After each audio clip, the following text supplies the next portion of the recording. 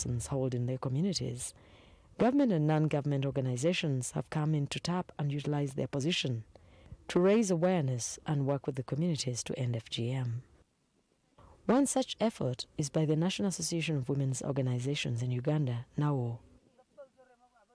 NAWO is an umbrella organization of women-founded and women-led organizations. Since September 2017, with support from Ireland, NAWO has been working to educate communities in districts of Amudat and Moroto to prevent FGM. NAWO's approach is to provide training and information to local volunteers who make up a pool of local anti-FGM activists known as the Community-Based Action Teams, COMBATs.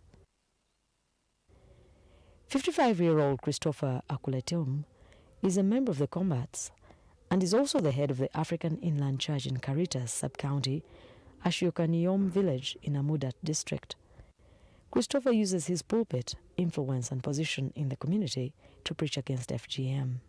Was koeru ngeliondo turut ni kena macha kinyo mita suye le mi ke kromi tu nyota mi to ni ke we to ngala motat ko mi yani umwa pa lombo lo me le mo le ki wo nyo lo me le te ko tia nyo bodin a ta ki ngo ja na u le me chai ke net pi le mo mun ga mu ke mi ku to ni mun ga mu ke a se te ke te ba basta ya mun di ta ke so la ke nyom nga ke ni nya ande wo. One of the achievements of the man of God is to convert hitherto hardcore FGM practitioners. One such person is Maria Domo, a former surgeon. Today, Maria holds a significant role of changing attitudes and beliefs in her community, especially advising young girls not to accept to undergo FGM.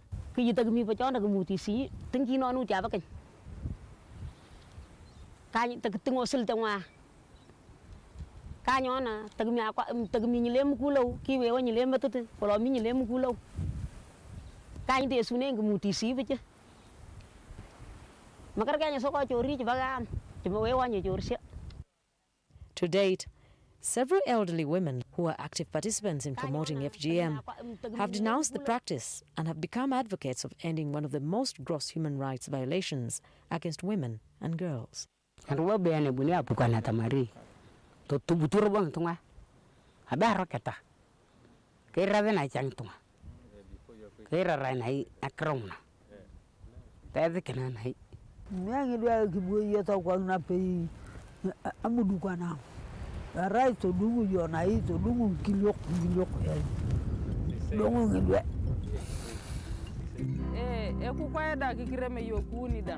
The emerging effects of the Senior Citizens Grant on FGM, the increasing awareness and mobilization efforts against the practice, initiatives to get and keep girls in a safe environment in school through provision of dormitories, legislation against FGM, are all part of collective efforts by the government of Uganda, with support from partners like Irish Aid to improve gender equality and empower women and girls in the country.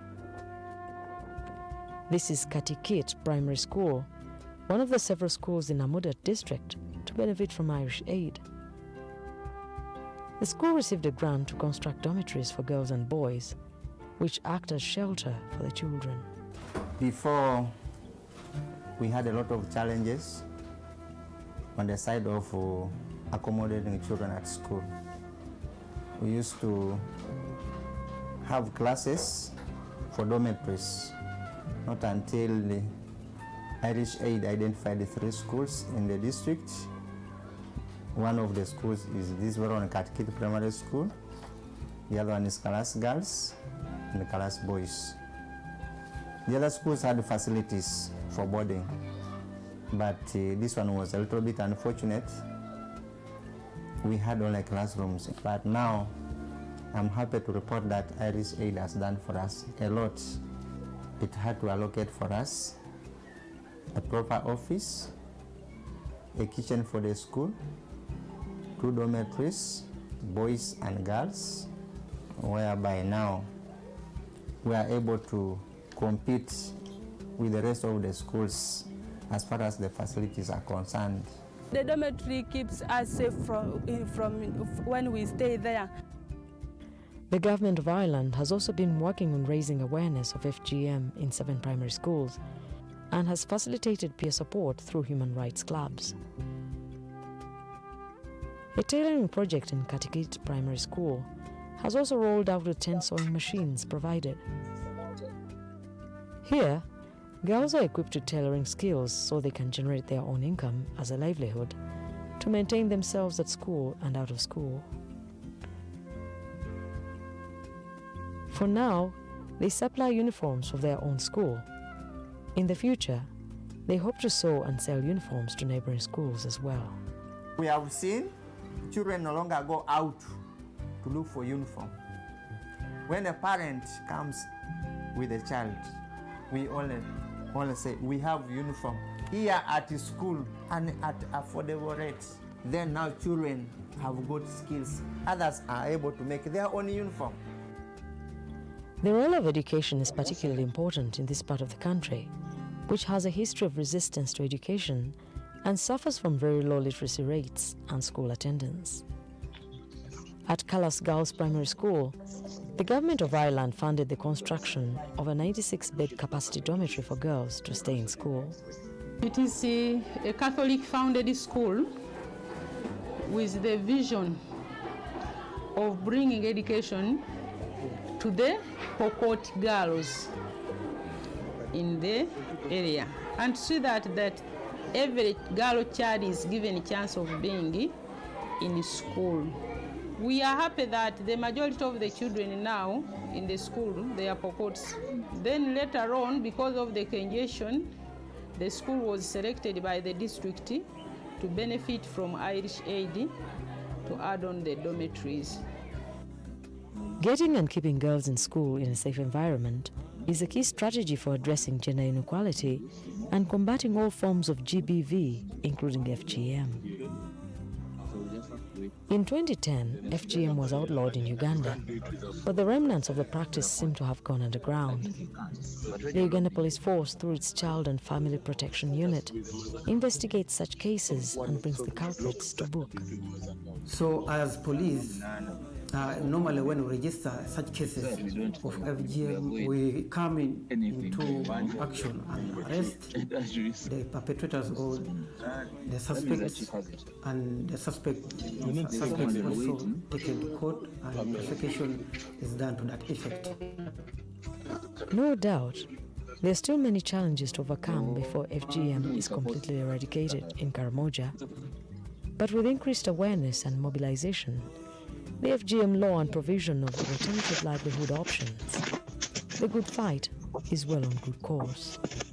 Ireland has been a long-time partner of the Ugandan government for close to 25 years. Social protection shelters the poorest and the most vulnerable women and men from natural and man-made disasters, improves the involvement of poor women and men in economic activity, and contributes to equity and social inclusion for all. As such, it should be seen as an important tool for strengthening gender equality and empowering women and girls. But social protection alone cannot address the challenges of poverty and inequality. This is why Ireland is also investing in education, health and HIV, and governance programs in Uganda, working closely with the Ugandan government and civil society organisations. But across all of our programs is the pivotal issue of gender equality. Working to address gender inequality and to combat gender-based violence, such as FGM, is core to our program. In Karamoja, Ireland is proud to support an FGM prevention initiative that works with elderly people in receipt of social protection payments to address some of the harmful traditional beliefs which leads to practices such as FGM.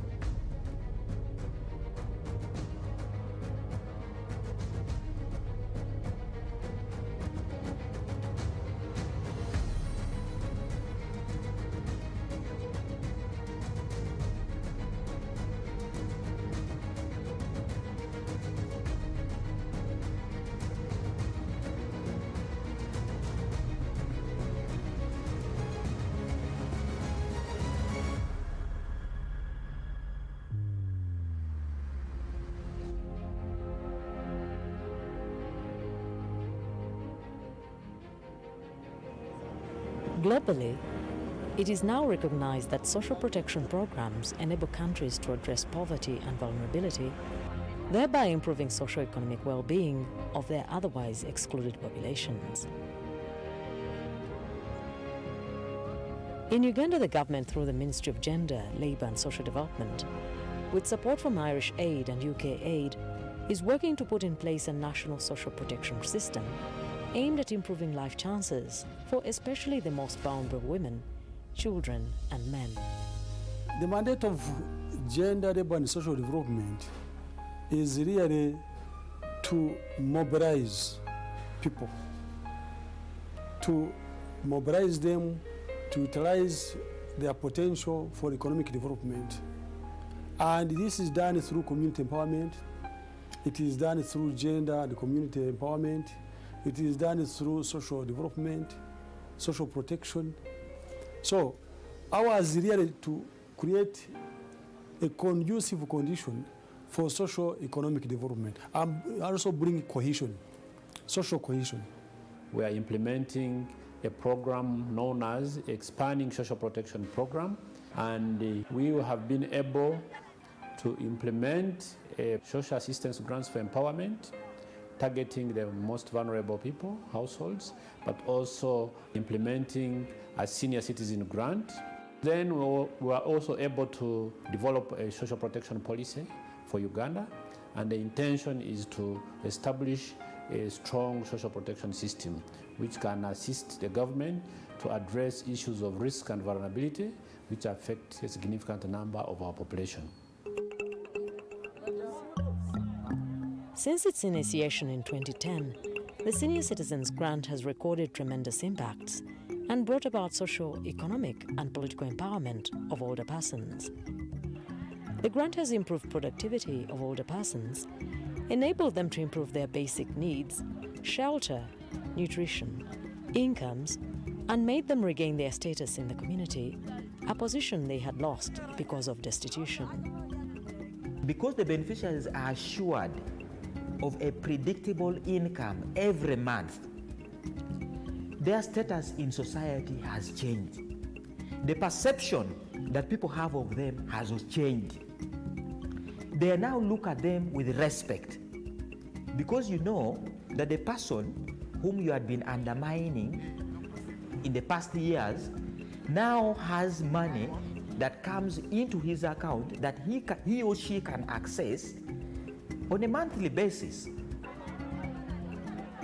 Beyond those obvious impacts of the grant, new evidence in Uganda now shows that when older people receive this grant, their attitudes, perceptions and practices towards well-entrenched and long-held cultural practices become amenable to change. One such practice is female genital mutilation, a cultural practice hitherto propagated by mainly older persons, both men and women. Therefore, social protection efforts through the Senior Citizens Grant provide a number of opportunities to address FGM. There is clear evidence from independent reviews of the Senior Citizens Grant that the increased income is used by older persons partly to pay for school fees for children and their care. A key element in sustainably addressing FGM in the communities is changing attitudes around gender issues. The Senior Citizens Grant Payments Day provide an important entry point for engaging with elderly members of the community around gender issues, including FGM.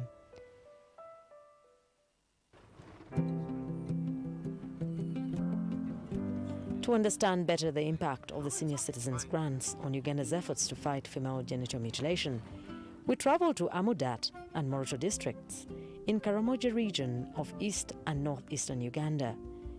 These two districts received the government's Senior Citizens Grant, but have also been endemic with FGM.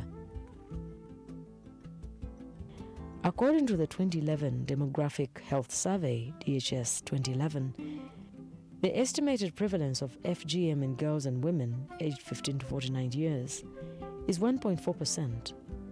Compared to other countries in Africa where FGM is still practiced, Uganda has a relatively low rate with regional variance, the highest rates occurring in Karamoja at 4.5%. 71-year-old Rebecca Lotukomoy lives in Kamkon village, Amudat Town Council, Amudat District. A beneficiary of the Senior Citizens Grant, she has been a surgeon nearly all her adult life.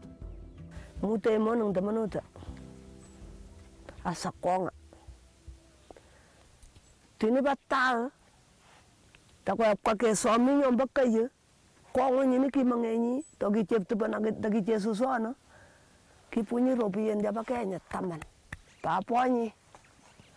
Takung kesominyi. La moto ande monu. Nuwete nyakachi. Kipu ropiyen ka. Kep kaya nyu ropiyen ichona. Tapo ke loto gni la taki to monu. Lotukomoy is now reformed. She attributes her abandonment of practicing FGM in part because in 2012 she was enrolled on the Senior Citizens Grant, where she receives a monthly social payment of 25,000 Uganda shillings, about $8. The alternative income from government has helped her transition into a new life, including taking care of her grandchildren and taking her own last-born daughter to school. The grants provide an alternative income source for the cutters, and so makes it easier for them to transition out of a reliance on FGM as an income source. Lotukomoy has also learned to plan how to use her money. She has built a semi-permanent home, a gem compared to her fellow villagers who live in mud and wattle huts. Because of the respect and influence older persons hold in their communities, government and non-government organizations have come in to tap and utilize their position to raise awareness and work with the communities to end FGM. One such effort is by the National Association of Women's Organizations in Uganda, NAWO. NAWO is an umbrella organization of women-founded and women-led organizations. Since September 2017, with support from Ireland, NAWO has been working to educate communities in districts of Amudat and Moroto to prevent FGM. NAWO's approach is to provide training and information to local volunteers who make up a pool of local anti-FGM activists known as the Community-Based Action Teams, COMBATs. 55-year-old Christopher Akuletum is a member of the COMBATs and is also the head of the African Inland Church in Caritas sub-county, Ashukaniyom village in Amudat district. Christopher uses his pulpit, influence and position in the community to preach against FGM. Vas koeru ngeliondo torot ni kekena macha. Kingomi tasuye le mi kekeromi tu nyota mi toni ke weto ngala motat ke minye yani umwa pa lombo lo mele mo le kiwo nyo lo mele te ko tia. Nyobodin a tagi mo jana ule majai kenet pi le mop munung ga muke mi kuil to ni mun ga muke asete ke te basta ya munung di ta kela ta keso la ke nyom ga ke ni nya andewo. One of the achievements of the man of God is to convert hitherto hardcore FGM practitioners. One such person is Maria Domo, a former surgeon. Today, Maria holds a significant role of changing attitudes and beliefs in her community, especially advising young girls not to accept to undergo FGM.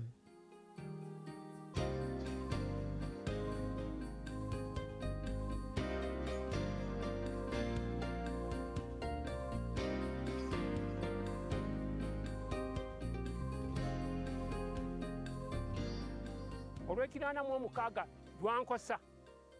dwankosa kubanga ebintu byonna bye naziikanga mu ttaka byafiiranga mu bufi eso mu nju abasajja abanyanyanga bakusanga awo n'omukazi bamutwala tusula mu nsiko naye Katonda yatukuuma ne kaguta waffe n'alyoka agamba tekamba bbululeyo taata n'atuzaala emirundi n'emirundi kaakati atuteereddeko akasente akatuliisibwa okutuusa okufa kwange nze ngaani muwonge ani akampa abeereyo azitubakanye kyarusura ndinzarwa yaho nkaba ntakatandikira kubona akasente nalimaga okutoka embu wange nikankonya ninguramu akasura ninguramu akasabuni ninkonyera enfuuzi zange niha akasente katandikira kama wetu Museveni nayombeka enju nakozesa n'ekyoloni n'okulimisa tindima kurungi aha ruhande handi kuteeka abantu bakandimiraho nkasaka n'akahunga k'okulya.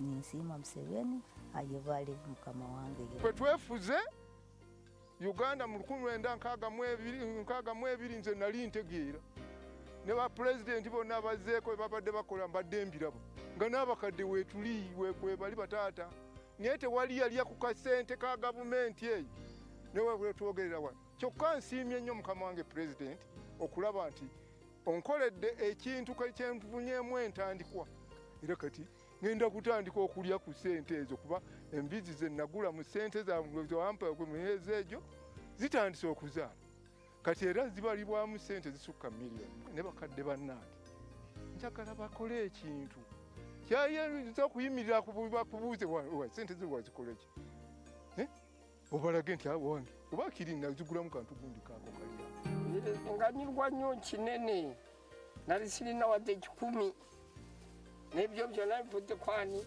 ku Museveni. Sente zazifuna bulungi era kiwala ntawanya mukubo sente yange tifa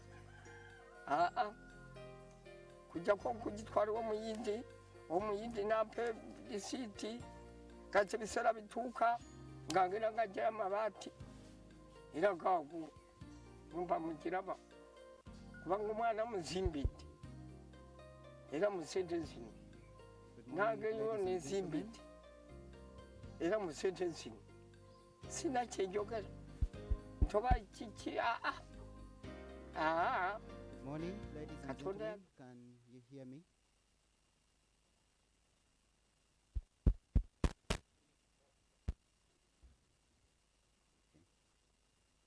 Good morning. Right. Good morning, ladies and gentlemen.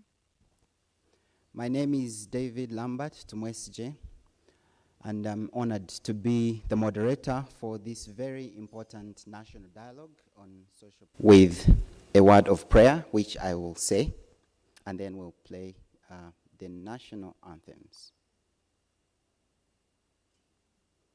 Lord, we thank you for this opportunity to gather here to discuss one of the most important topics that challenges Uganda's socio-economic transformation. We ask you that you will guide this discussion, or you give us the ideas to implement the recommendations that have been made in this very important sector review. We pray this through your Son, Jesus Christ. Amen. Shall we all be standing for the national and the East African anthems?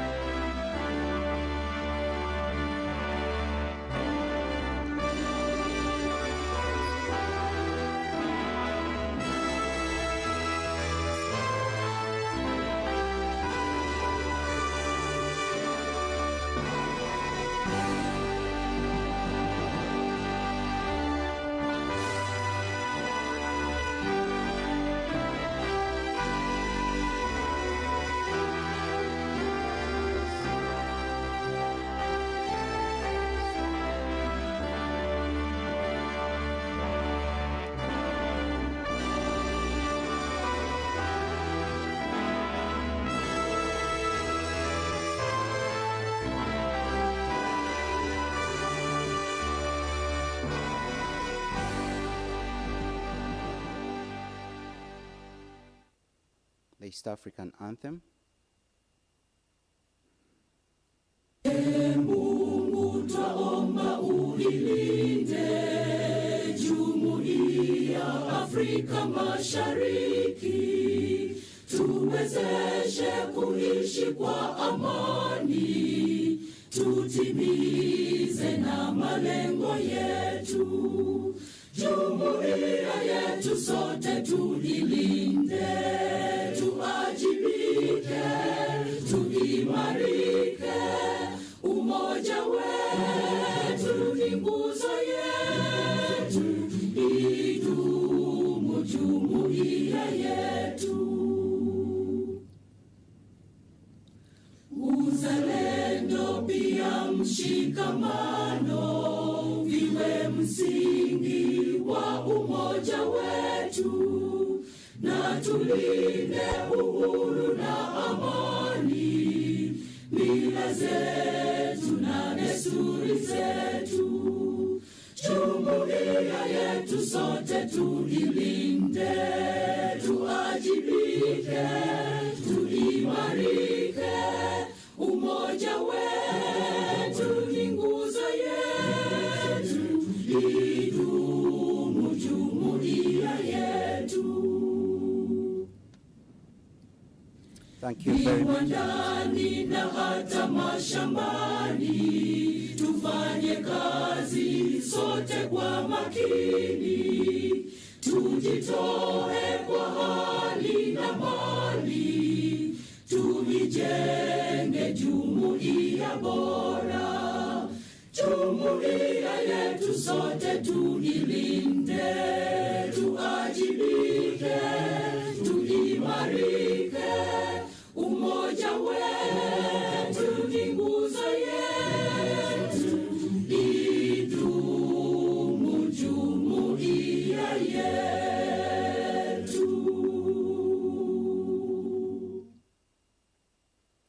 Thank you very much. You may take your seats. So I would like to very quickly introduce this event. The theme of this event is accelerating socio-economic transformation through human capital development. And so this national dialogue on social protection is a very critical discussion because, you know, as a country, we've invested a lot in infrastructure, we've invested a lot in social services, but there is an imbalance between our infrastructure and social, and therefore social protection can be a very important tool for rebalancing these investments so we can have sustainable and inclusive development. So very quickly, I want to introduce myself because it's important as moderator. I've been working on social protection in Uganda for actually the entire career of mine. I worked at NSSF for 12 years, and I've been working in the Ministry of Gender for the past 10 years. And so this is something I'm really passionate about.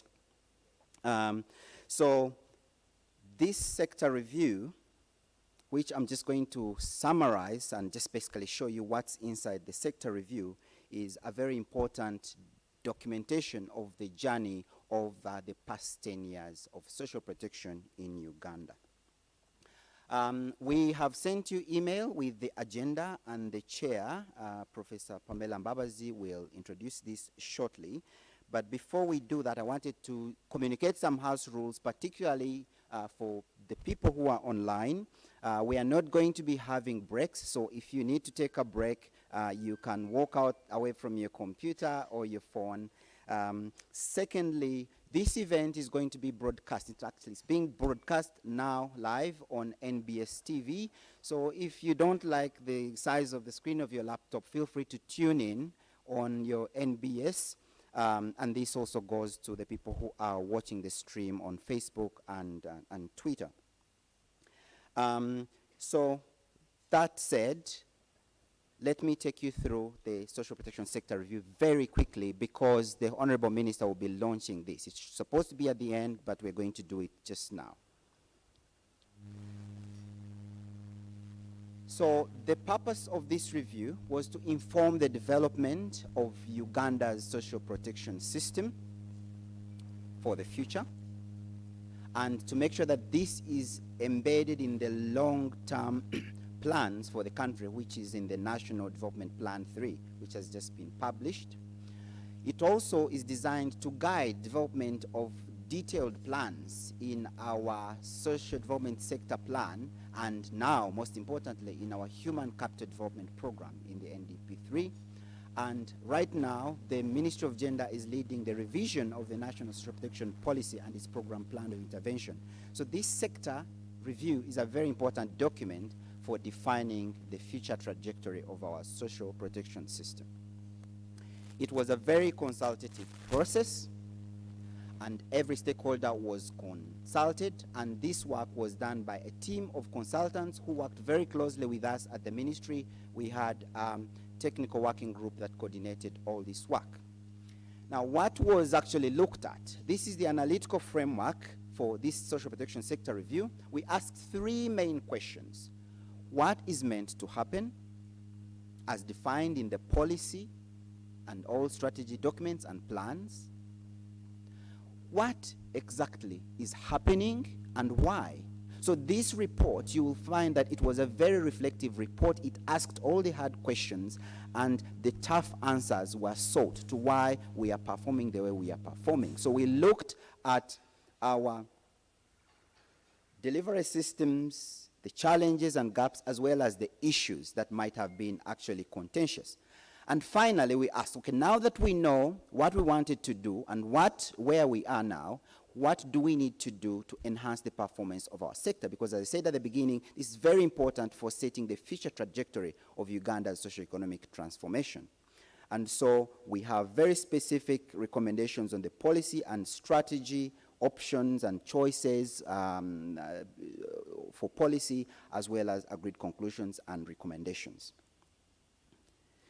So the review process, I won't go into the detail. This is actually documented in the report, but the basic idea was basically to come together and look at all the different documents, policy documents that were there. That's the shared content, the frameworks, and public understanding, as well as policy understanding of social protection. We assessed the evidence of what happened, what was supposed to happen, what actually happened, and then we discussed all these findings with stakeholders, and wherever there were issues, we aimed for consensus on resolving. Finally, this was put into a report, a draft report, which was reviewed, and finally, as you can see, we have a sector report. So the review, of course, has a foreword. It's got an acknowledgement section. It's got an executive summary. And I think for the first reader, the busy executive, the busy government official, the executive summary actually summarizes the key messages in the report. And this report actually has 10 chapters, and I'll show you what they are. So we have an introduction, we have a very good articulation of the context for social protection, we do an in-depth discussion of poverty and vulnerability. We talk about the sector in general. We discuss the governance arrangements for social protection, because without a good governance system, we can't achieve our objectives. And we take a very keen look at the expenditure and financing of social protection in Uganda. We assess the individual social protection programs as defined in the policy, and actually looked at the operations in detail, and then we drew conclusions. And so chapter 10 is really a reference of all the documents that were reviewed. So most of the recommendations, James Bitu, the Director of Social Protection, will articulate in his presentation, because it's designed to answer what the status of social protection is in Uganda. But I can summarize that the highest priority recommendations relate to setting the long-term vision and strategy for the long term, as well as addressing the governance challenges that are impeding progress. And therefore, it will be very important for development partners to actually look at all these recommendations and collaborate much more closely with the government, so that we can actually implement this in future. So if you look in the executive summary, as I say, there's a lot of detailed recommendations. So I just want to highlight them for you here, so you can see it's been written so that it's easy to read. And the review conclusions finally, and this is very important, is that we have established the place of social protection in Uganda currently over the past 10 years.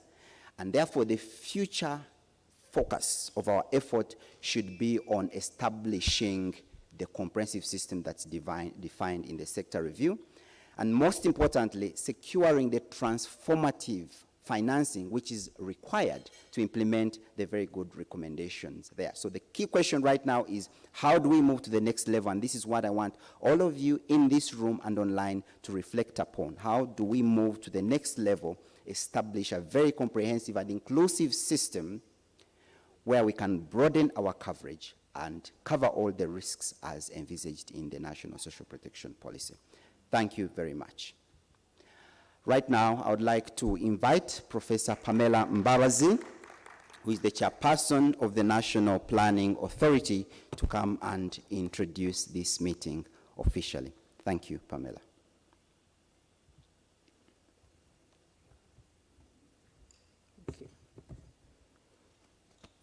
Thank you, David.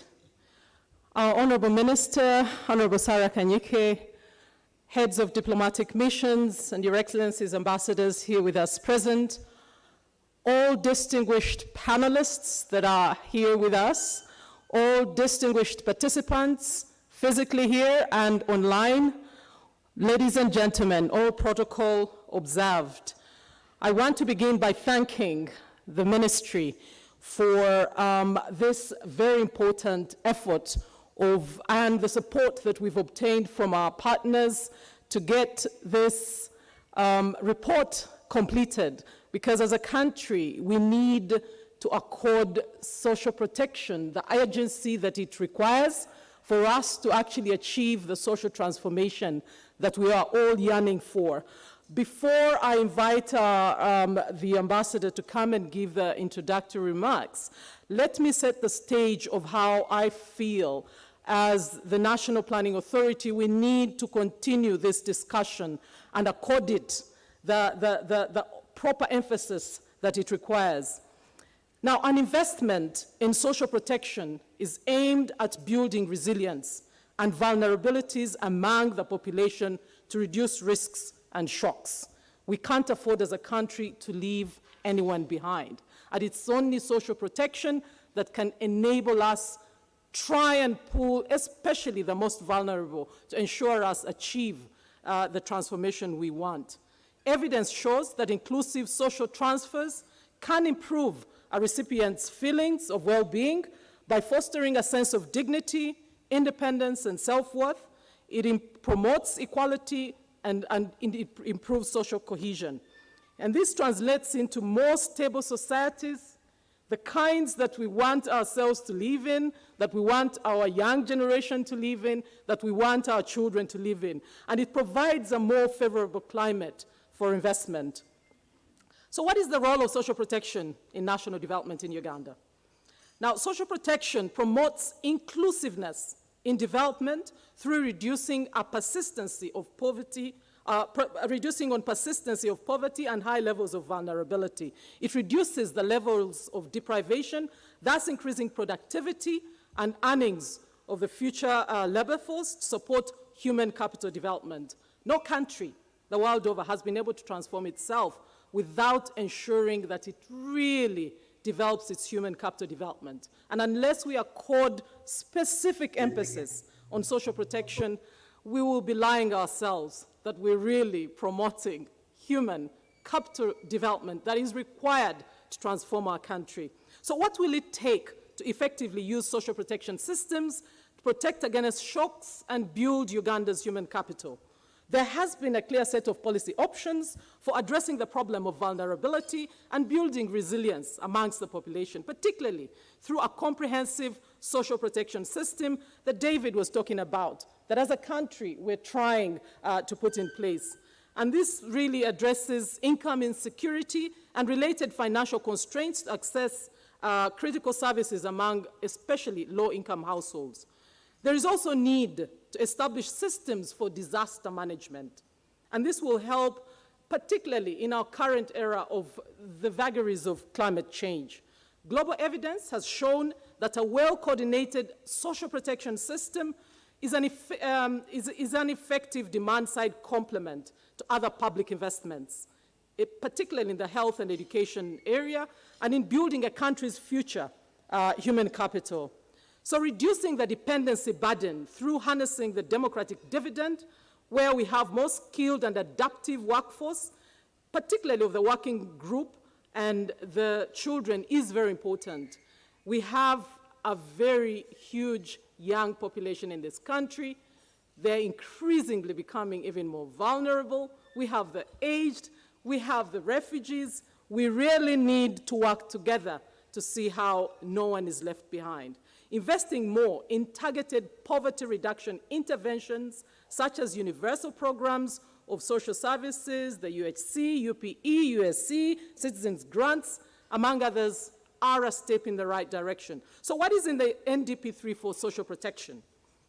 Our goal, dear participants, is improving household incomes and the quality of life of the population through reducing inequalities, ensuring access to social services to reduce poverty levels. And it's particularly Objective 4 of our National Development Plan that touches much more closely to social protection. And this is mainly to increase productivity, inclusiveness, and the well-being of the population. This aims at empowering the people for productivity and increase their incomes to reduce inequality and well-being. The key strategies in NDP3 include expansion of social protection coverage by rolling out the citizens' grants, and this will no doubt reduce on poverty, vulnerability, and inequalities. But we need to really intentionally and deliberately work on how we are going to ring-fence the funding around this, but also upscale it. Increase social insurance schemes, such as the National Health Insurance, but also increase the number of people accessing contributory social security schemes. So in attainment of the Global Agenda 2030, social protection contributes towards at least 5 of the 17 SDGs. Let's continue to discuss, debate, agree, but also intentionally find realistic ways of how we can improve social protection in this country and ensure that no one is left behind. With those few words, let me take this opportunity to invite Your Excellency, the Ambassador for Ireland, come and speak to us. We thank you for the contributions and support you've given this country, but we hope that we can have more. On to you, sir.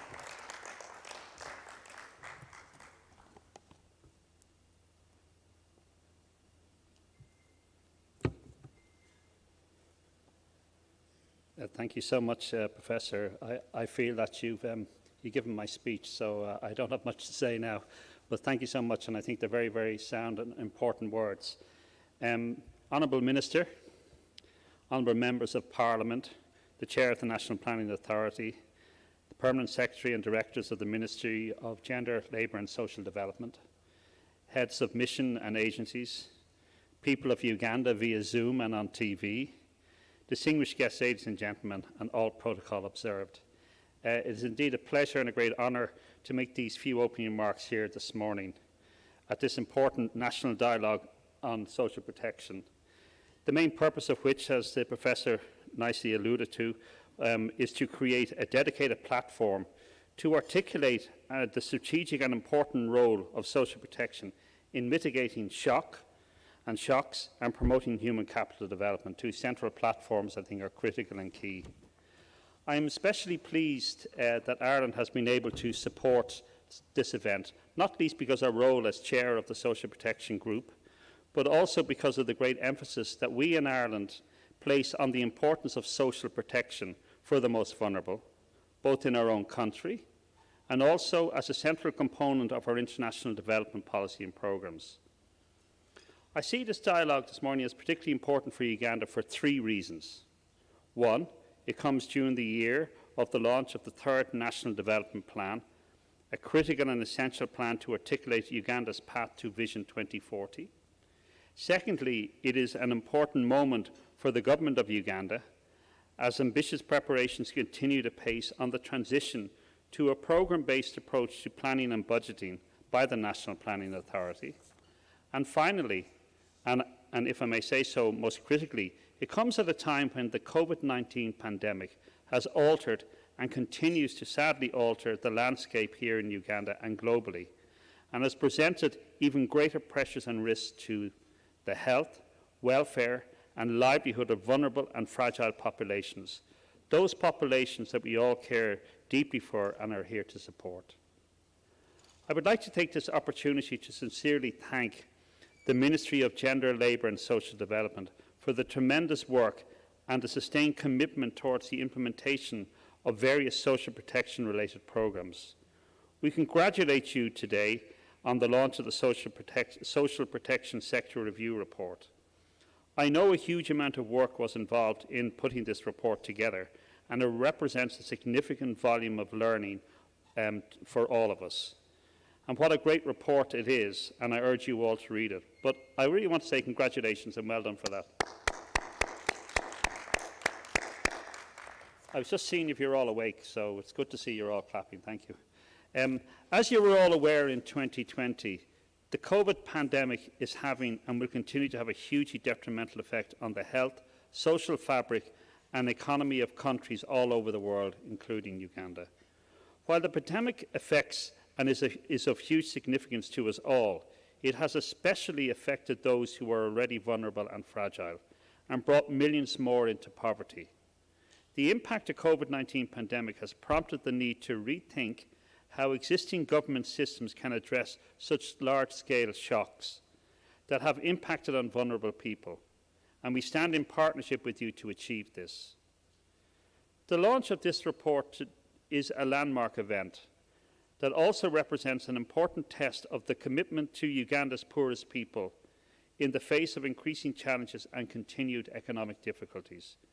I hope that the outcome of this dialogue will contribute to a greater collective understanding of how we can intensify our commitment to address these challenges.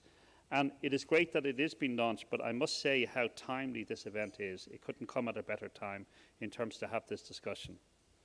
There is a critical need to increase efforts to protect and support people throughout the COVID-19 crisis, both in its health dimension as well as in its economic and social consequences.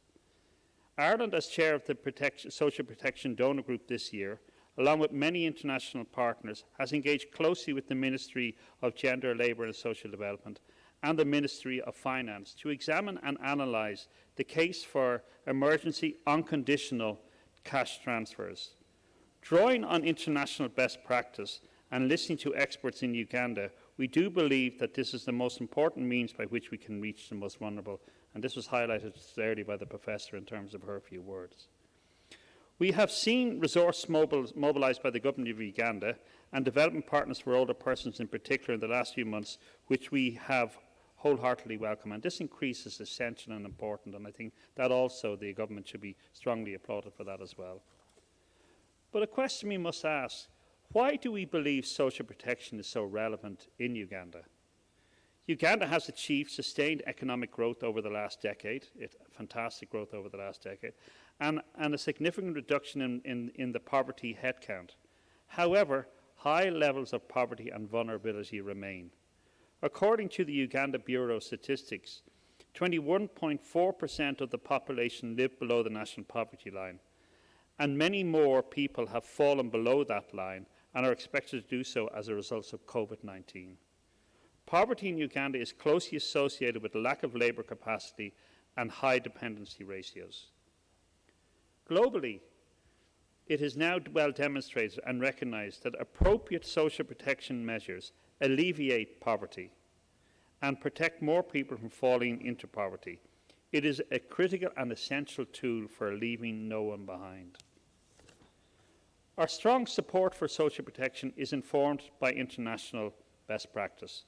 In 2019, Ireland, for example, contributed over €20 million to social protection across a number of countries, with a focus on strengthening national social protection systems in fragile contexts.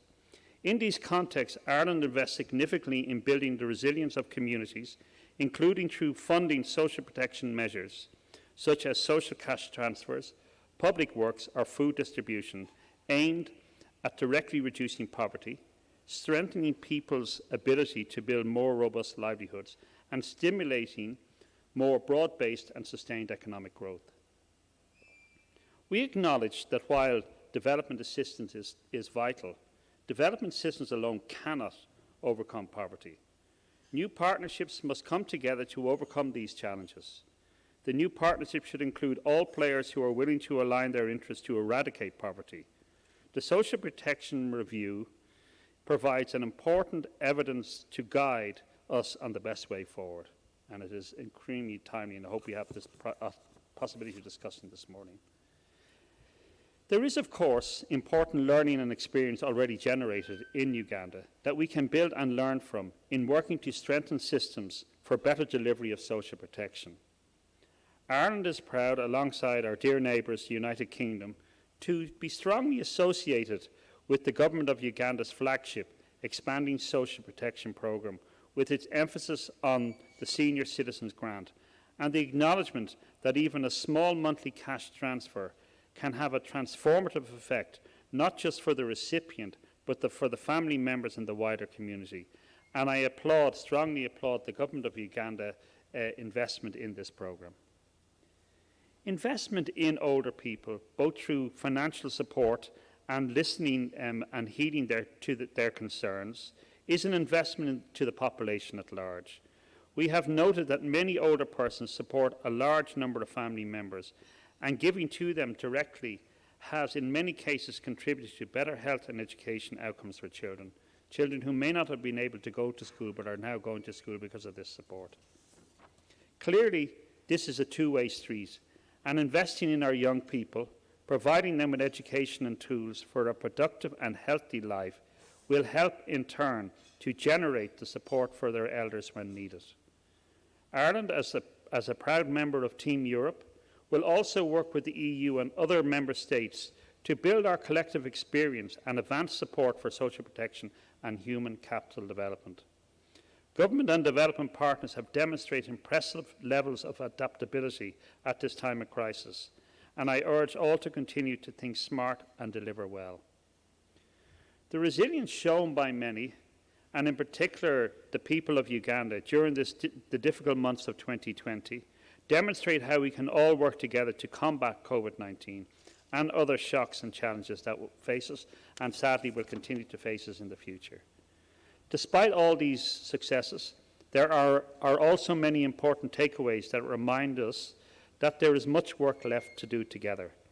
Stories from communities are a humbling reminder that we attain economic growth.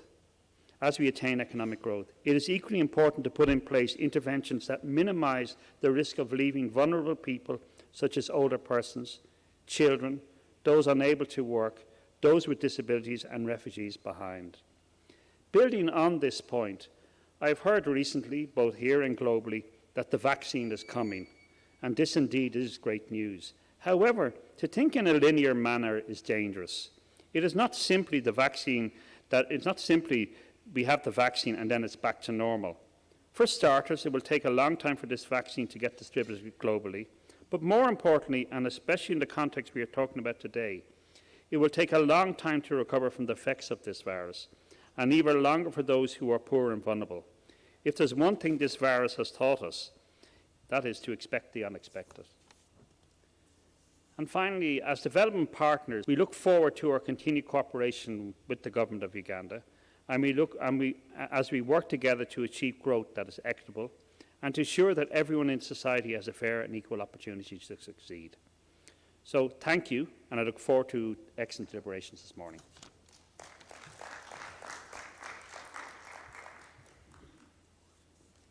Let's give another round of applause to His Excellency. So it is my honor and pleasure to invite Honourable Minister, Honourable Sarah Kanyike, to come and give her opening remarks and also lead us in the launch of this report. On to you, ma'am. Let's give her a round of applause, please.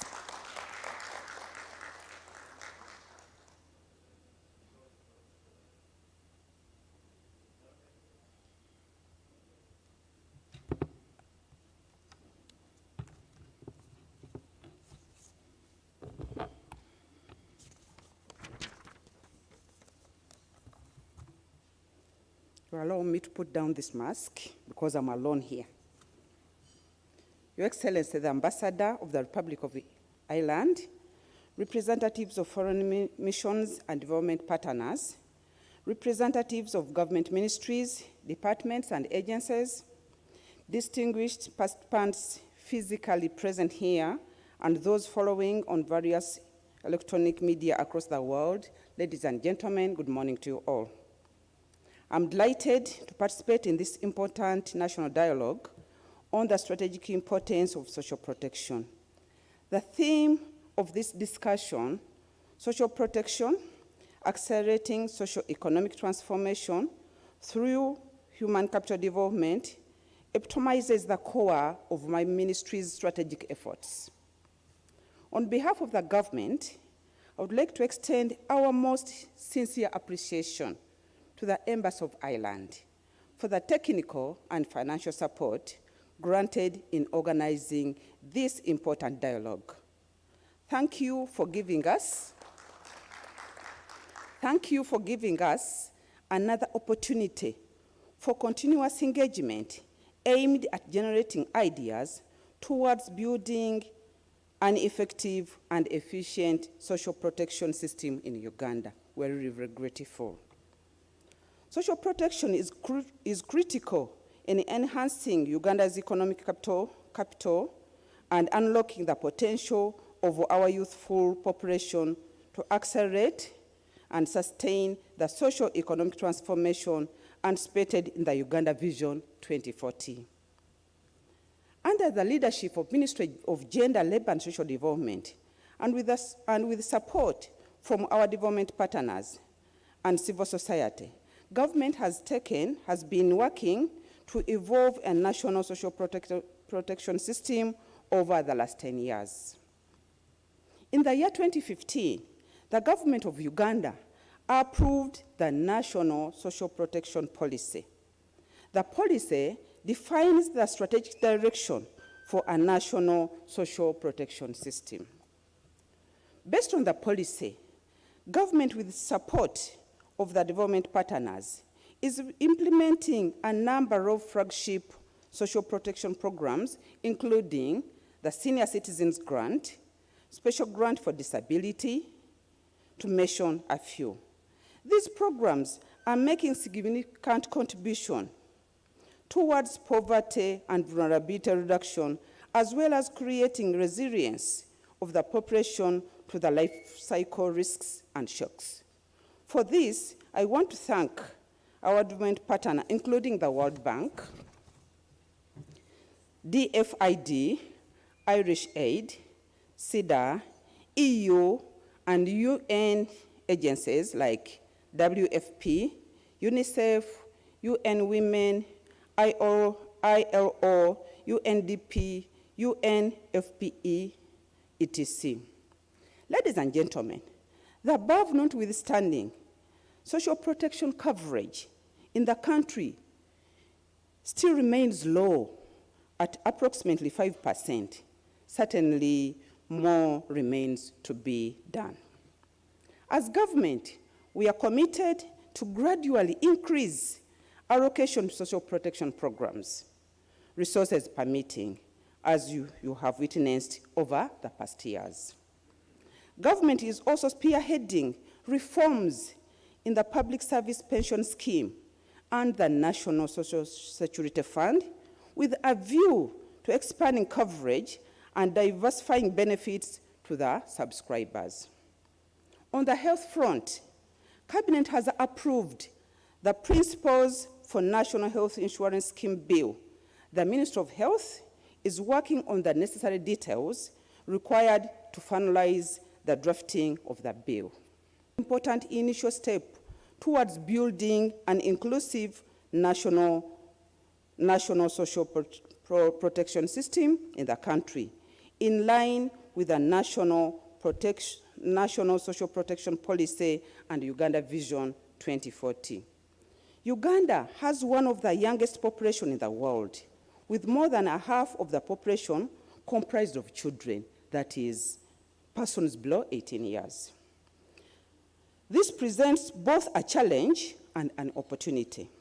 A challenge in terms of the burden of care to the families and government, and an opportunity in terms of the potential demographic dividends, which does not just happen but must be planned for. The experience of COVID-19 over the past 8 months has demonstrated that more people across the country live on insecure incomes and are vulnerable to falling into poverty at the slightest shock. As a result, many poor households are unable to meet their basic needs in terms of food and nutrition, health care, and education of their children. There is global evidence that an inclusive national social protection system is critical for enhancing human capital and fostering a more equitable growth and socio-economic transformation process. Presently, the Ministry of Gender, Labour and Social Development is spearheading a high-level dialogue to agree on a long-term vision and strategy to increase social protection coverage as a key part of the National Development Strategy. These interventions will form an integral part of the Human Development Capital Program under the Third National Development Plan, NDP3, specifically Objective Number 5, which says reducing vulnerability and gender inequality along the life cycle. I wish to thank the organizers of this national dialogue for the wonderful choice of the theme, social protection, accelerating socio-economic transformation through human capital development. This theme is very relevant and deserves a firm focus. It is the only way we as a country can get the population to equitably enjoy the prosperity brought about by economic growth.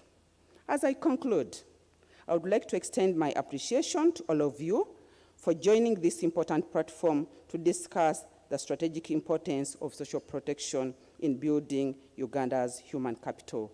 I implore all of you to participate in this dialogue, to engage constructively in order to contribute to the continuous development of the national social protection system for Uganda. It is now my honor to declare this national dialogue on social protection open. I say all this for God and my country.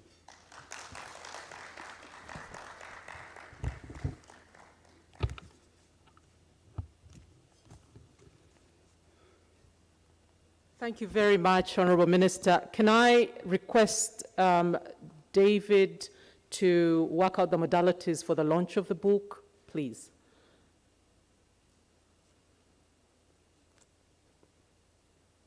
Where's the book? They don't sign? Yes, the book is there, it's ready, it's going to be signed. Okay. Over there, so you will invite the ambassador, Dr. Griffey, Dr. Anshade, PS, Okay. representative to come. Right. Okay, so we are now at the point of launching the report, and let me invite the Honourable Minister to kindly move across to the dummy book that is over there. Your Excellency, the Irish Ambassador, Your Excellency, the head of Irish Aid and WFP, please, let's have the PS gender. And are we missing another delegate? So let's be ready to give a round of applause and to appreciate and celebrate this momentous occasion as we begin the journey of having our social protection policies and strategies implemented. So you're expected to sign the book, I think, and say one or two words, I think.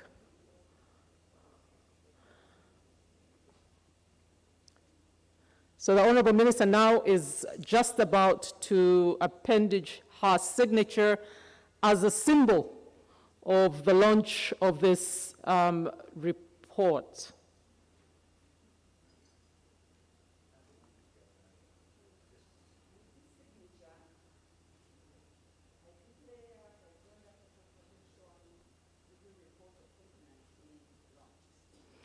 Let's applaud.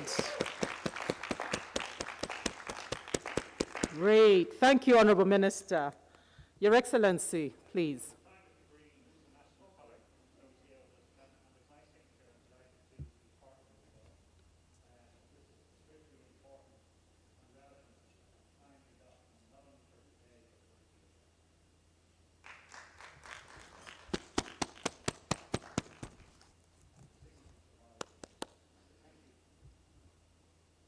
Dr. El Kader, please.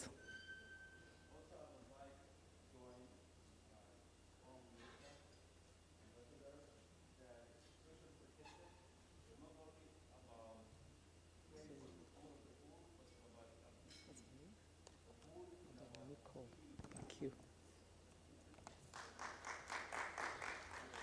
So, Madame Nicole McHugh, please.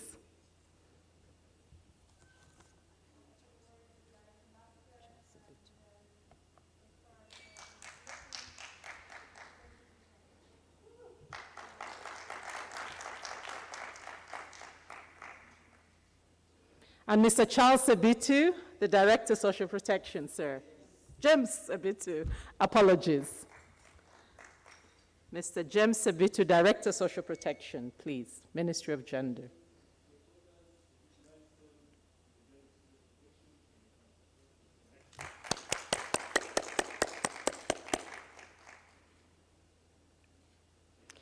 Thank you all for performing that role and function. Let us give another big round of applause to really thank and appreciate us all.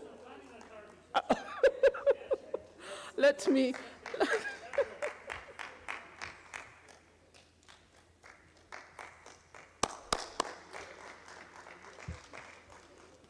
Yes, Professor Pamela Mbabazi, the chairperson of the National Planning Authority.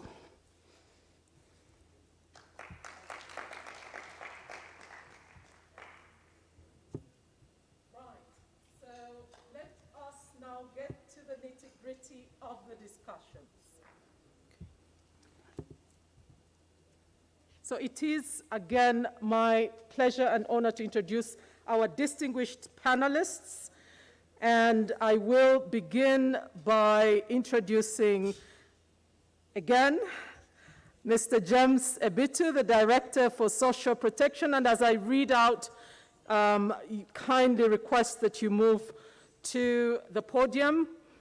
Mr. James Abitu is an economist by training. He holds a master's degree in economic policy and planning. He is presently the Director, Social Protection in the Ministry of Gender, Labour and Social Development. He has been in this position for the last 4 years, and we pray that you continue to drive the process and make the changes that are required to upscale social protection. He has held the position of Acting Permanent Secretary in the Ministry from July to September 2020. Mr. Joseph Abitu, we are pleased to have you on the panel. You might want to move closer so that everybody can see you. Next in line is Dr. Bazlur Kondka. I'm sorry for the poor pronunciation. Dr. Bazlur holds a PhD in economics from the University of Warwick and is currently teaching at Dhaka University as a professor of economics. I believe he's here with us. He's online. He has more than 26 years of experiences in the field of development economics and planning, and his areas of expertise include analysis of poverty and social protection, economic cost of violence against women and girls, and identification of regional disparities, as well as promoting broad-based inclusive growth, among others. We welcome you, and he will be joining us online. Next on the panel is Mr. William Asimwe, who is a senior economist. Wilson Asimwe, Ministry of Finance, Planning and Economic Development. Is he here with us, Mr. Asimwe? Mr. Asimwe probably is joining us online. Okay, he will be joining us. I'm meant to understand he is out, but will be joining us. He is Also a research fellow at the Macroeconomic and Financial Management Institute in East and Southern Africa. His expertise is in macroeconomic modeling and forecasting, including computable general equilibrium and micro-simulation and modeling. And finally, we do have also with us, I think online, Mr. Michael Sampson, who is a research director of the Economic Policy Research Institute in Cape Town, South Africa. Michael has 34 years of experience working in social protection and specializes in designing, implementing, monitoring, and evaluating social protection programs, and has been doing this in over 41 countries. He wrote the OECD's policy guidance on social protection, and he convenes courses annually across several countries on the topic of social protection. Michael, we're very pleased to have you with us, and you'll be joining us later online. So let me take this opportunity to invite the director, Mr. James Ebitu, to come and tell us more about the report. You have the floor, sir.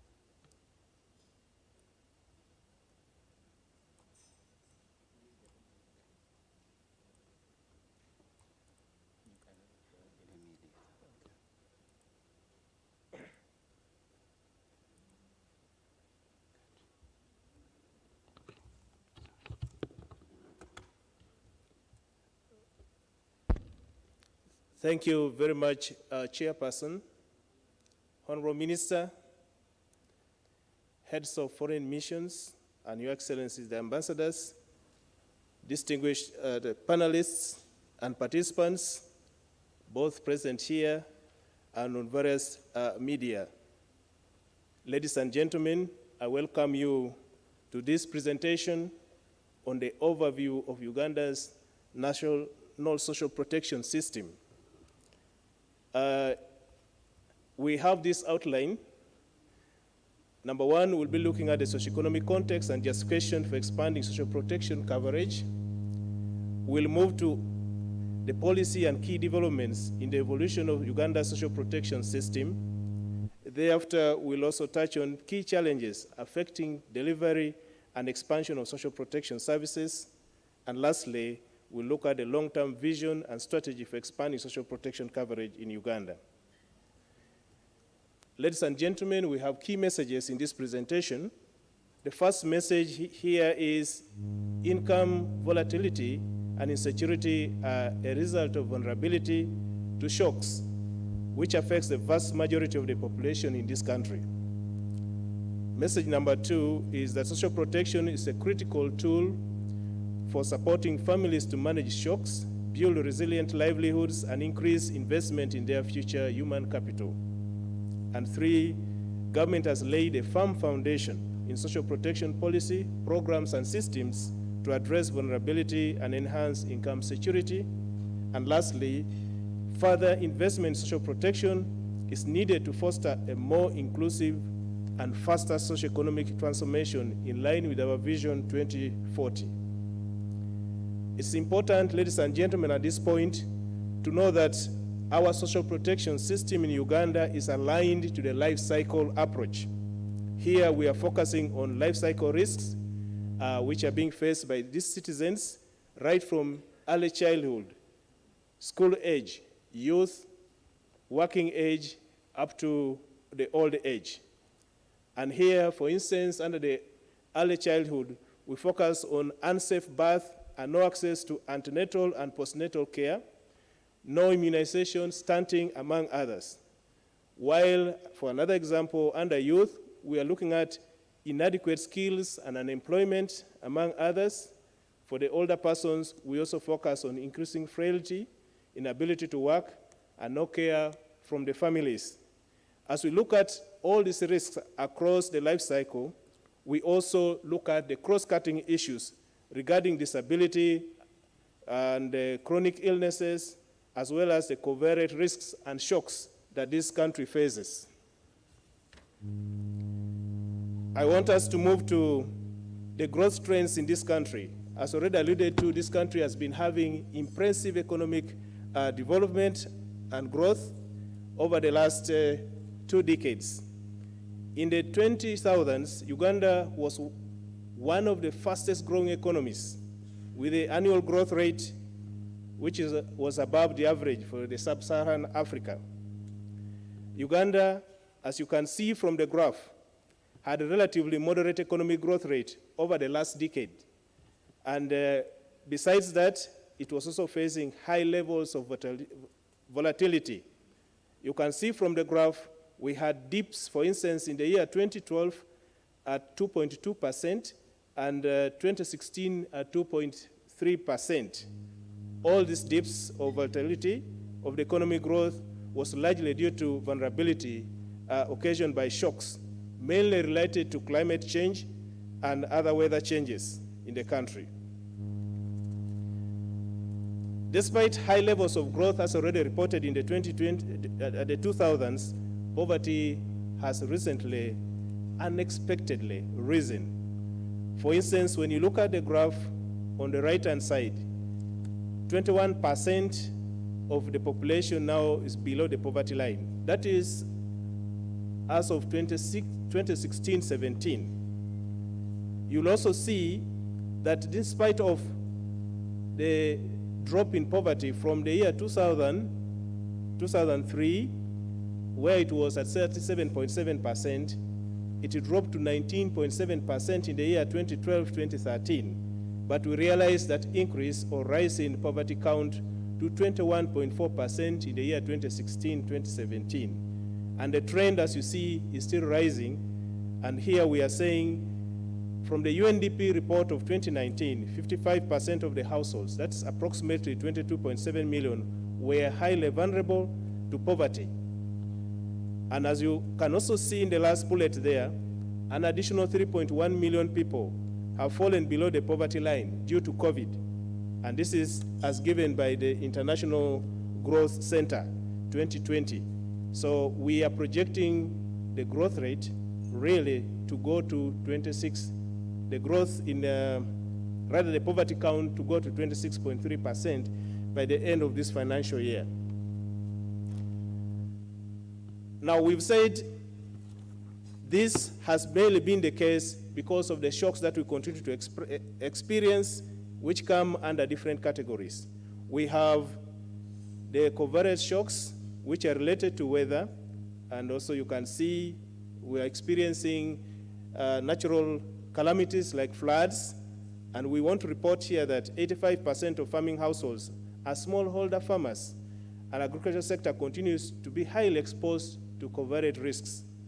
Vulnerability is highly concentrated in rural areas of northern Uganda, where it stands at 20.4%, and eastern Uganda at 25.3%, largely due to the environmental factors already stated earlier. Moving ahead, we want to indicate that another cause of these shocks that we're talking about is the influx of refugees. And the map on the right-hand side of this slide indicates to you the areas of concentration of refugees. To date, Uganda is a host to 1.4 million refugees across the country, and 3/4 of these refugees are unemployed. 60% of the refugees in the West Nile region in particular are living in poverty, according to the UNICEF report of 2019. Next, we want to focus on the fact that most of the vulnerability is also attributed to the high rate of informality. In this country, we know we have a very big informal sector, and 98.4% of the highly vulnerable households are engaged in informal unemployment. Again, this is from the UNDP report of 2020. And yet, less than 5% of our population is accessing social protection services. So you can see most of the highly vulnerable in the informal sector are those in the non-wage earning category. We move to inequality. This is a measure of income distribution, and using the Gini coefficient, it's very clear that we have a very high Gini coefficient, which now stands at about 0.43. And by any standard, any Gini coefficient above 0.4 is representing a very big gap that must not be ignored. And indeed, inequality above 0.27 hurts economic growth, and this is our concern. How do we address this with social protection as one of the key solutions? Income inequality is often a reflection of the deeper horizontal inequalities in access to resources and services, leading to inequality in opportunities. Yet these differences are mostly not attributed to individuals' control. We have a number of factors. You will see in the distribution, as already indicated in the graph before, that it varies from region to region. It may also vary depending on the occupation and educational attainment of the individuals. Many households are unable to make sufficient investment in the proper nutrition, healthcare, and education of their children, with severe and irreversible damage to the long-term development and productivity as adults. Here we want to note that 29% of Ugandan children are stunted. 20% of children between the ages of 6 and 12 were not attending school because of their parents not being able to afford, or were needed to contribute to family labor, which is another hiccup in our economy. We have the net secondary enrollment at 28%, and this confirms that the majority of children who complete primary school are unable to join secondary school. And this, again, is an issue that we need to look into and address accordingly.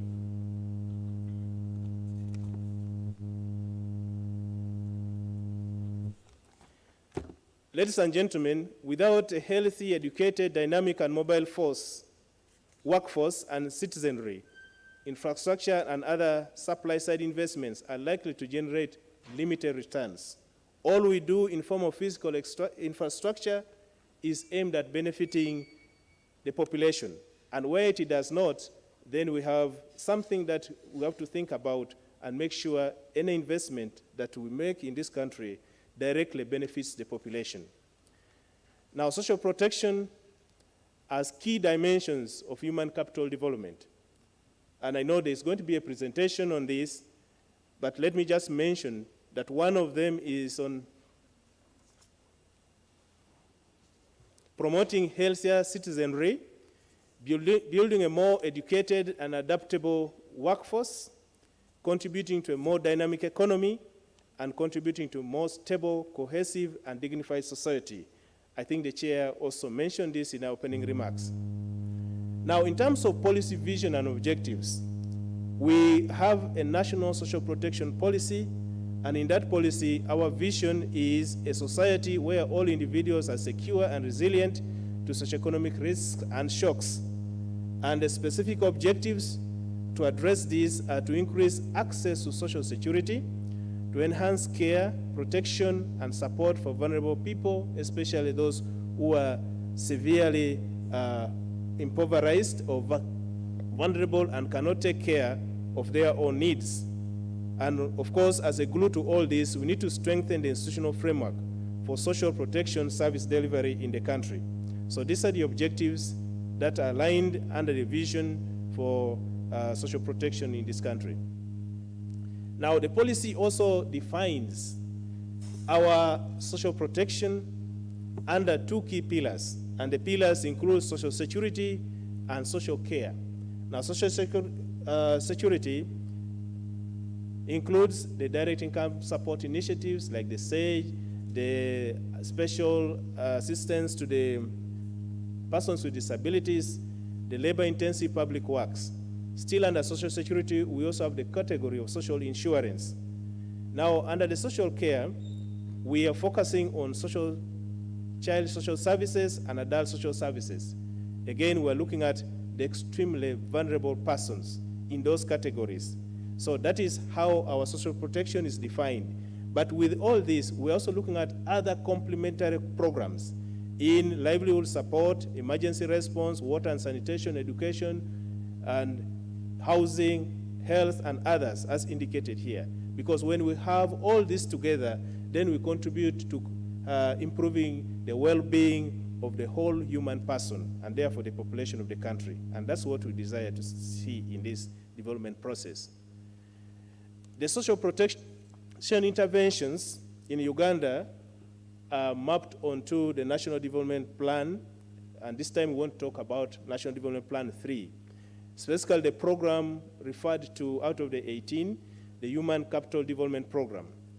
The chair mentioned Objective 4, but in addition to Objective 4, we are also focusing on Objective 5, which is reducing vulnerability and gender inequality along the life cycle.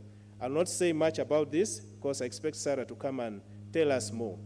In this objective, we have targets for the 5 years. That is 2021 to the year 2024-25.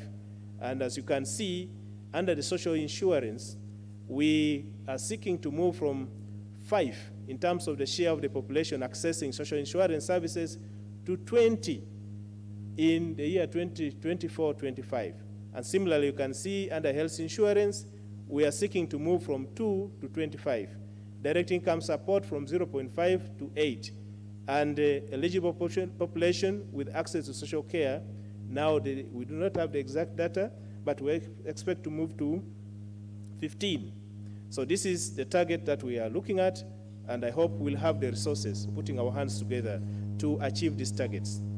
We have opportunities to reduce vulnerability, because when you talk about poverty, vulnerability, this is where social protection is most relevant. So we have opportunities to reduce vulnerability based on the existing social protection programs and plans in the country. And I want to mention that government has laid a good foundation for national social protection capacity and systems development.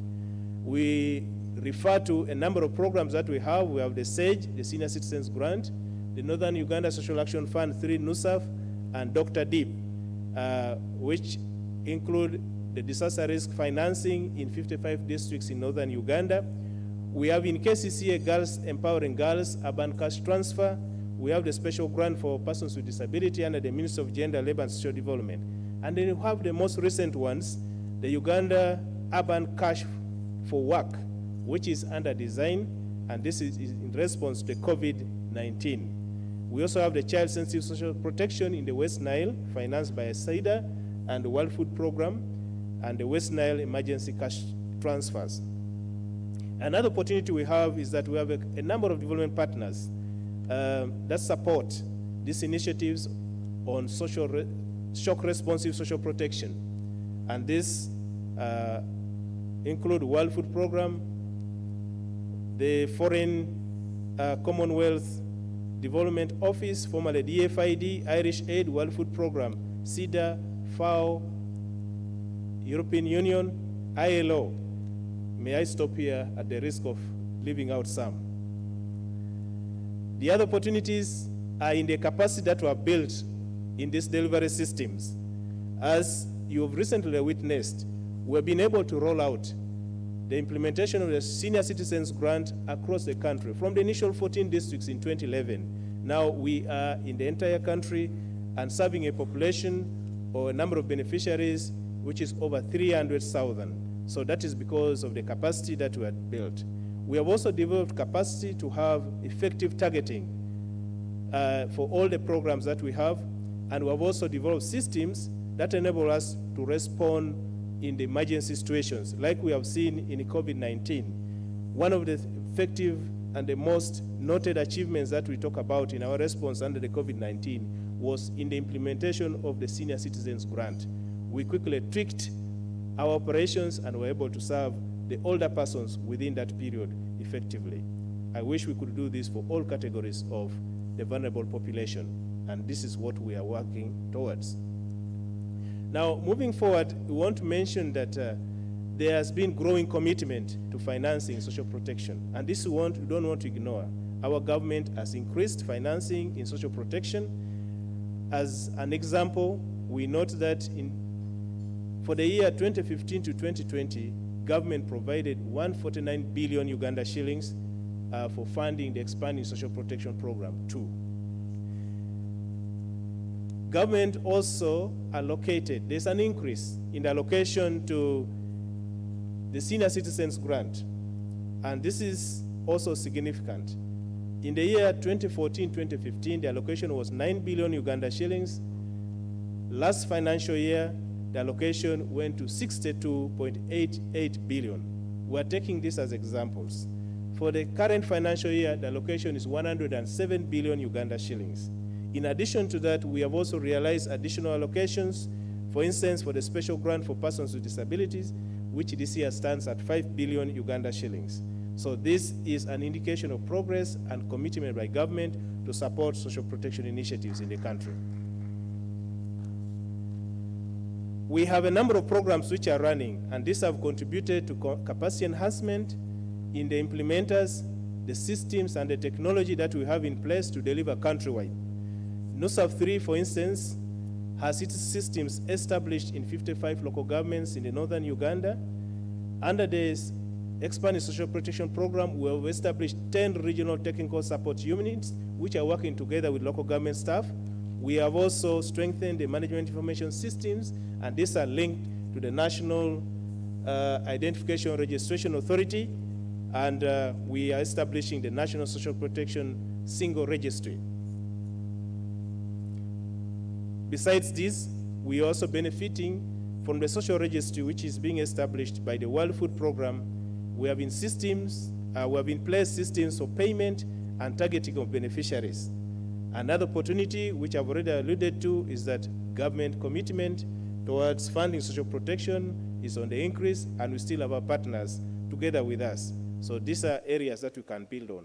So in the interest of time, let me go quickly to look at some of the impact, because one of the reasons that we are realizing increase in funding is because we are able to demonstrate that the interventions we are making are yielding towards the improvement of the well-being of the persons we target. Now, investment in the life cycle from children, the working age, to the older persons, in terms of their health, skills, dignity, and dynamism, that is the human capital enhancement, we've seen put together with what we are receiving from other sectors, agriculture, tourism, infrastructure development, other social services, is contributing to inclusive economic growth in this country. So in that small pictorial, you're able to see that the interventions that we're making in the life cycle approach of social protection, together with what is coming from other sectors, is contributing to the general well-being of the human beings in this country. Now, in terms of reduction of poverty as an impact, again, basing on the example of the Senior Citizens Grant, we can clearly demonstrate that through a randomized controlled trials impact evaluation system, the people who benefited from the program have a lower probability of living below the poverty line. Like you can see, those who are benefiting from the program, that is the Senior Citizens Grant, the recipients, have a probability of less than 10% to be below the poverty line, while those who are not benefiting from the program have a probability of over 20% to remain below the poverty line. So that tells you a lot that the Senior Citizens Grant is making a great impact in the lives of the population. We are also seeing better health and nutrition. When you look at where this money is being spent under the Senior Citizens Grant, most of it is going to food, it's going to health, it's going to education. And here we are told children who experience stunting are likely to earn 26% less as adults than if they had reached their full developmental potential. One of it is by keeping in school. So SAGE is contributing to this. And again, we're using SAGE as an example because we couldn't bring everything here. We also have evidence that social protection builds the future of the labor force. Still, in the details, you will see that older persons spend much of their pension on education. The proportion of children aged 6 to 12 years currently attending primary school increased from 68% to 71% in those areas or in the households which have been supported by the program. The rest I think you can read, but also we have global experience and evidence from Kenya, Pakistan and Bolivia, which you can look at later. The case is still the same in those countries. We've also seen through the study that social protection helps investment in farm and non-farm businesses. 42% rise in households purchasing agricultural productive assets. The older persons have been able to purchase a good number of inputs. The proportion of older persons buying livestock also increased from 26% to 46%, again in those households benefiting from the SAGE program. And there's been an increase of 42% in the value of purchases of the older person. That's the purchasing capital of the older person. You can see the kind of assets that they've been buying in that graph at your own time. Social security stimulates the local economy. And we have examples here from a number of countries, Ethiopia and so forth. The multiplying effect is very, very impressive. Now, in our case in Uganda, we want to mention that the older pensioners hire labor to work in their fields. Local traders gain more business. They know when the payments are being made, and they are ready to receive these purchases from the older persons as a result of what the older persons are able to spend, because their purchasing power will have increased.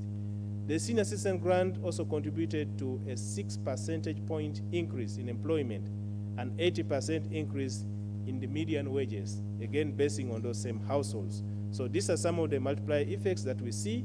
And if you have any question on how social protection contributes to national development, this is one area that we need to look at. Well, we have a few challenges, but very important. The first that we want to share with you is that social security coverage still in this country is low. And it's below 5% of those that we should be targeting with the interventions of social protection. So we need to look at this. Fiscal space is limited. Social security spending is very low, although it is increasing. But notably, we want to mention here that it still stands at 0.84% of the national budget. So here is a question again for us to address. How do we increase the allocation to social protection? As a percentage of the GDP, you can see what that is. So we also note that most of the contribution to the social protection is on the NSSF and the public sector pension scheme, while the direct income support area is also rising, as we can see. So that is the share of social protection of the GDP. The government spending on direct income support is low compared to other countries. Now, in comparison to other countries, we want you to see that's where Uganda is. It's not zero. It's not zero. There's some dash there that tells you something is happening. But you can compare to Tanzania, that is TZ, and Kenya. They are also low, but I think as a region, we have to address this issue of allocation to social protection.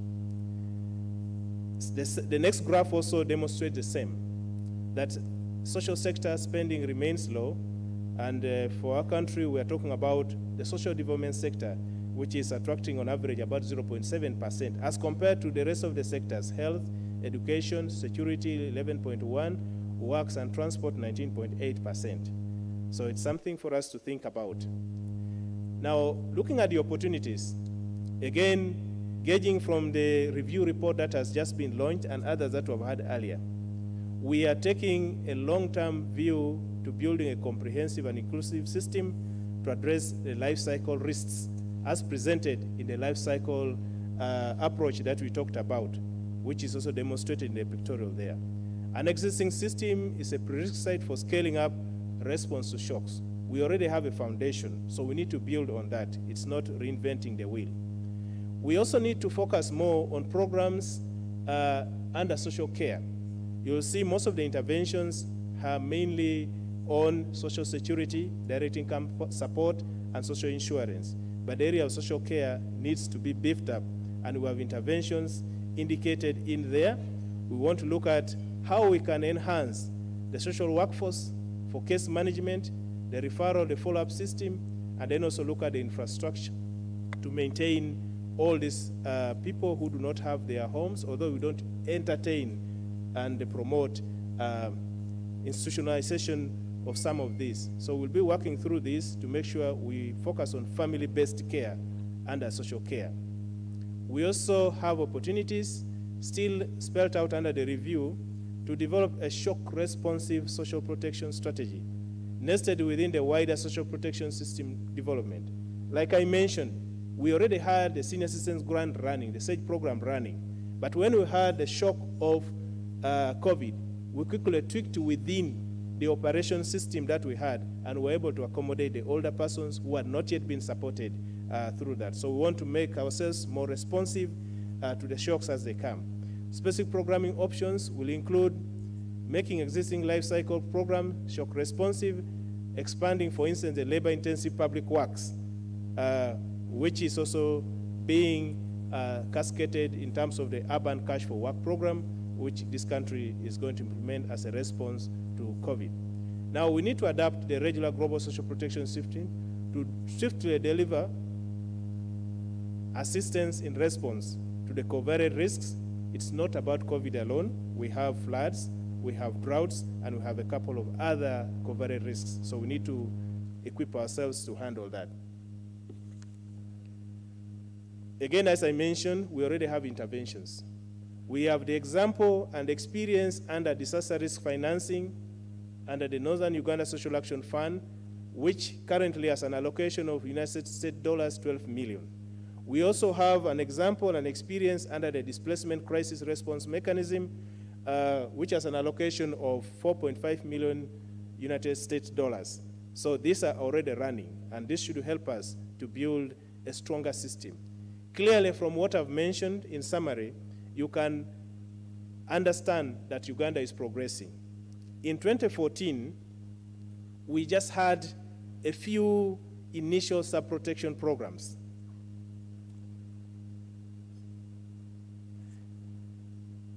Now, beyond the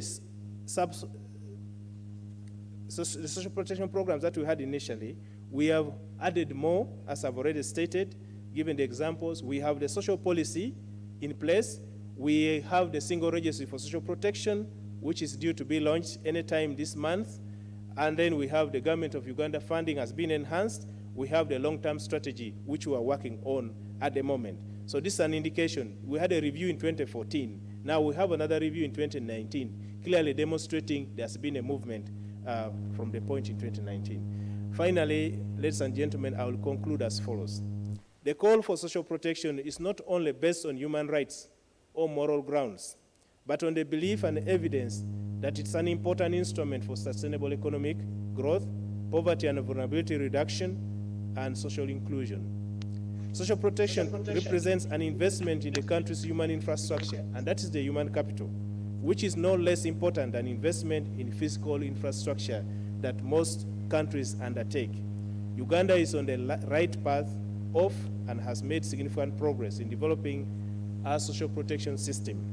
There's need, therefore, for continuous building on the gains to foster a more inclusive and faster economic socio-economic transformation in line with the Vision 2040.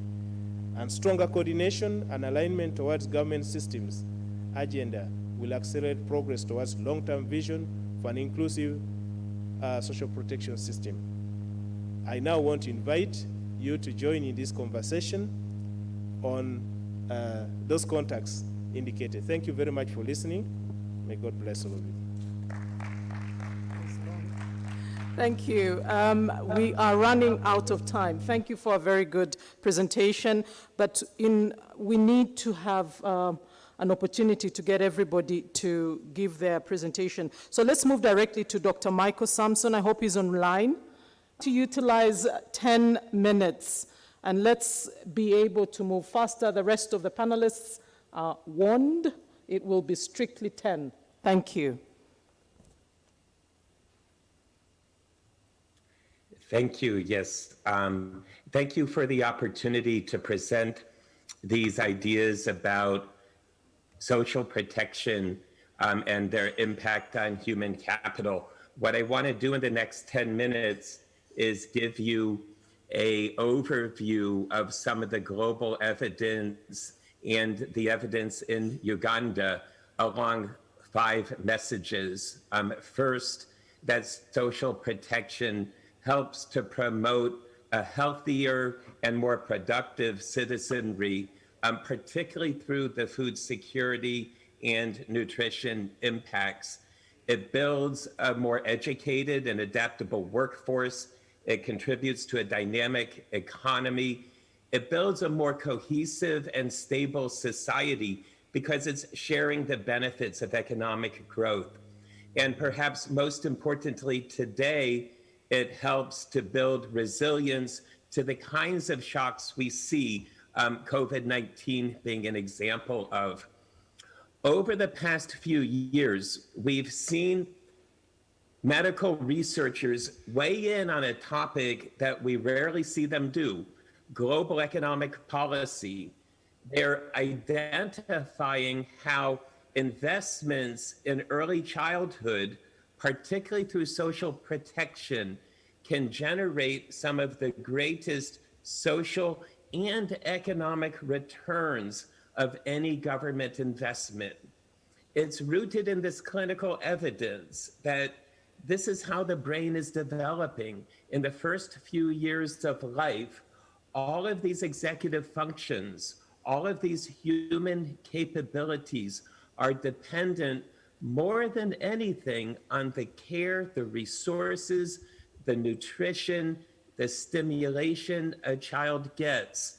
And this includes both the capabilities that determine a happy childhood, but also whether that child grows into an adult able to participate fully in the social and economic life of her community and her nation.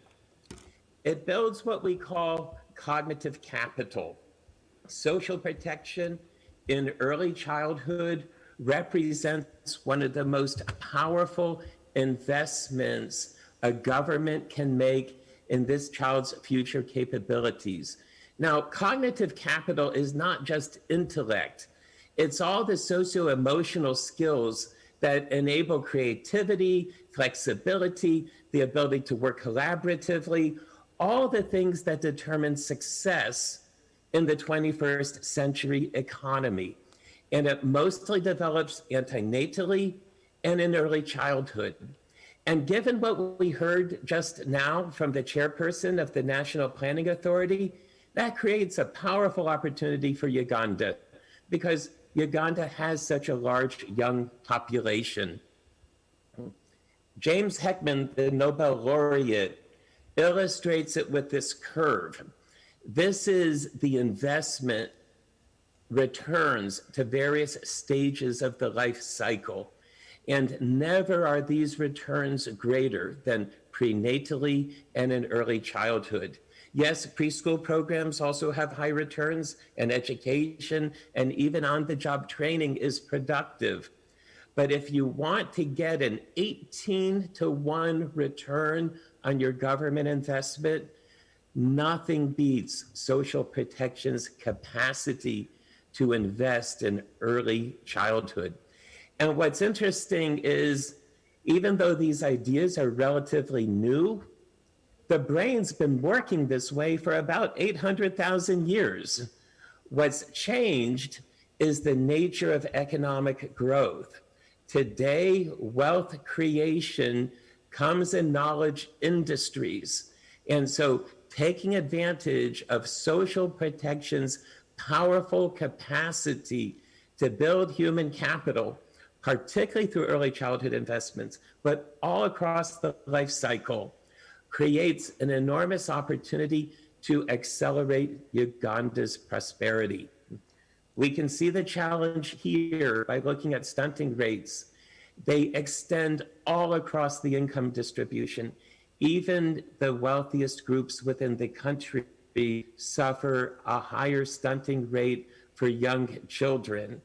And we've seen that when social protection programs are delivered effectively all across Africa, households mainly spend those resources on food.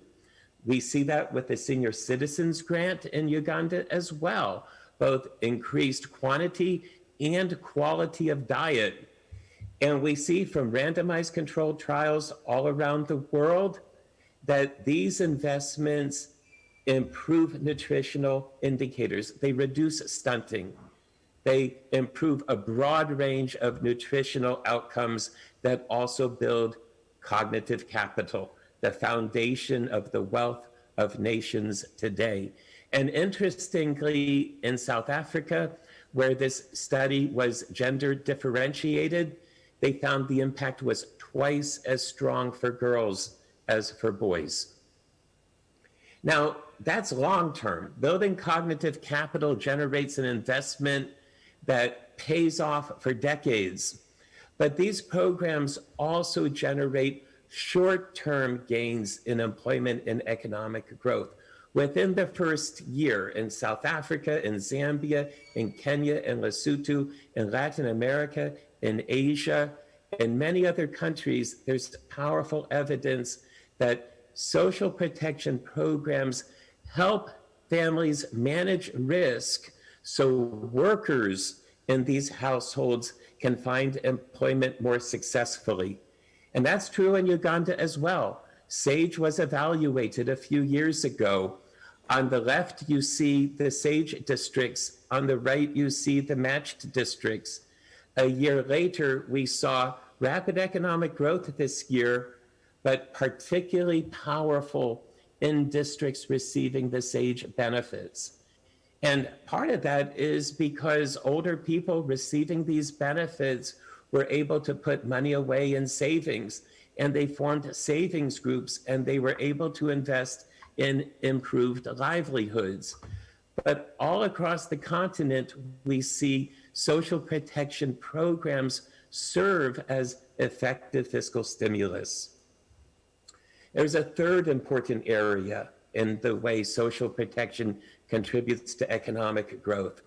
It represents the most concrete, the most meaningful symbol of the government's commitment to its people.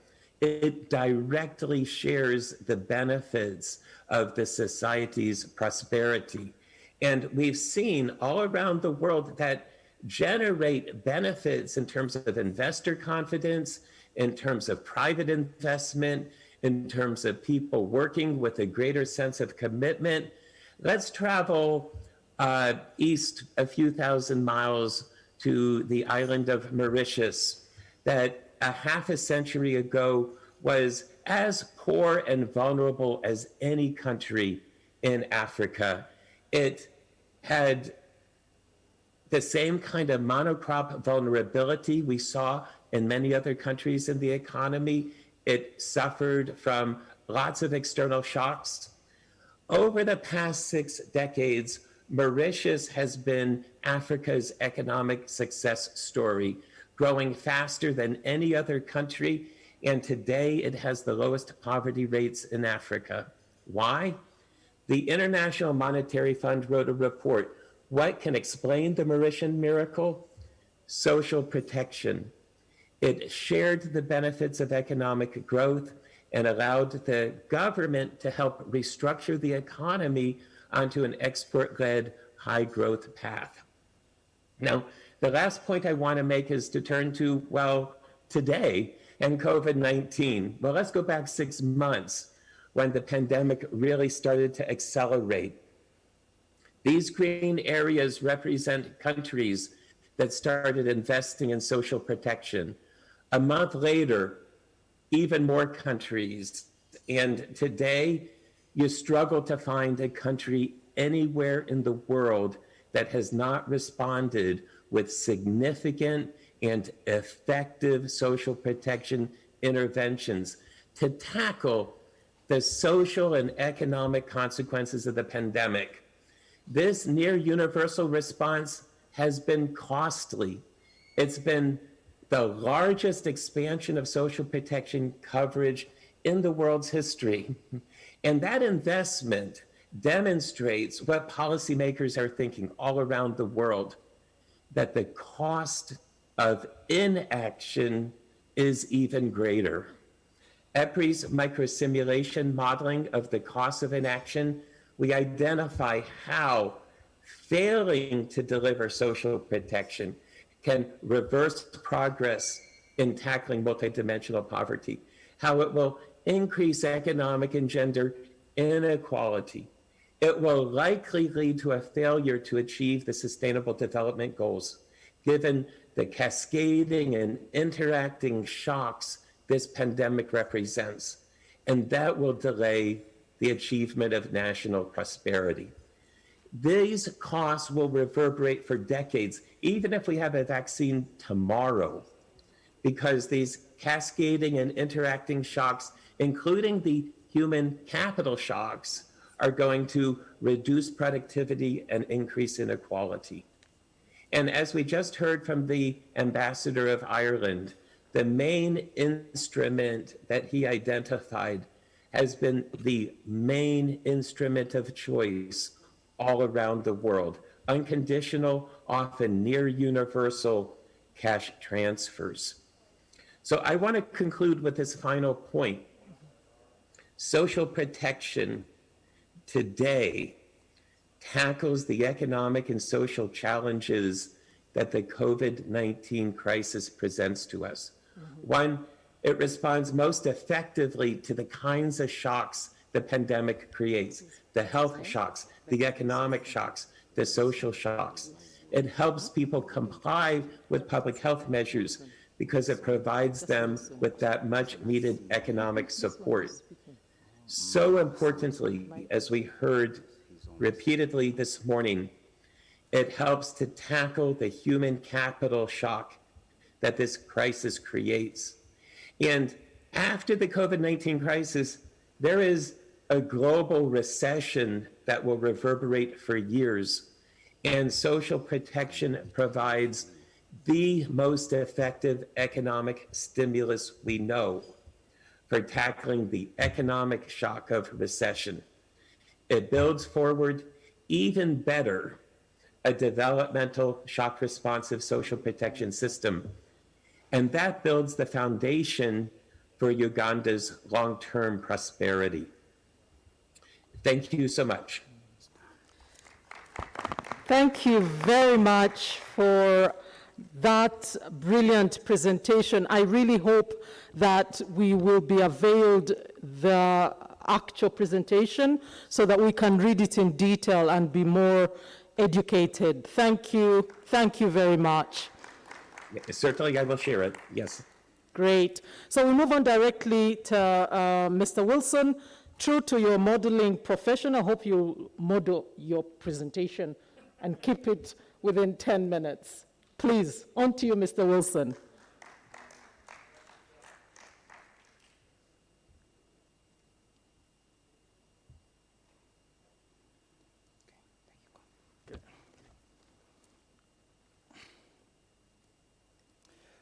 Thank you, Professor.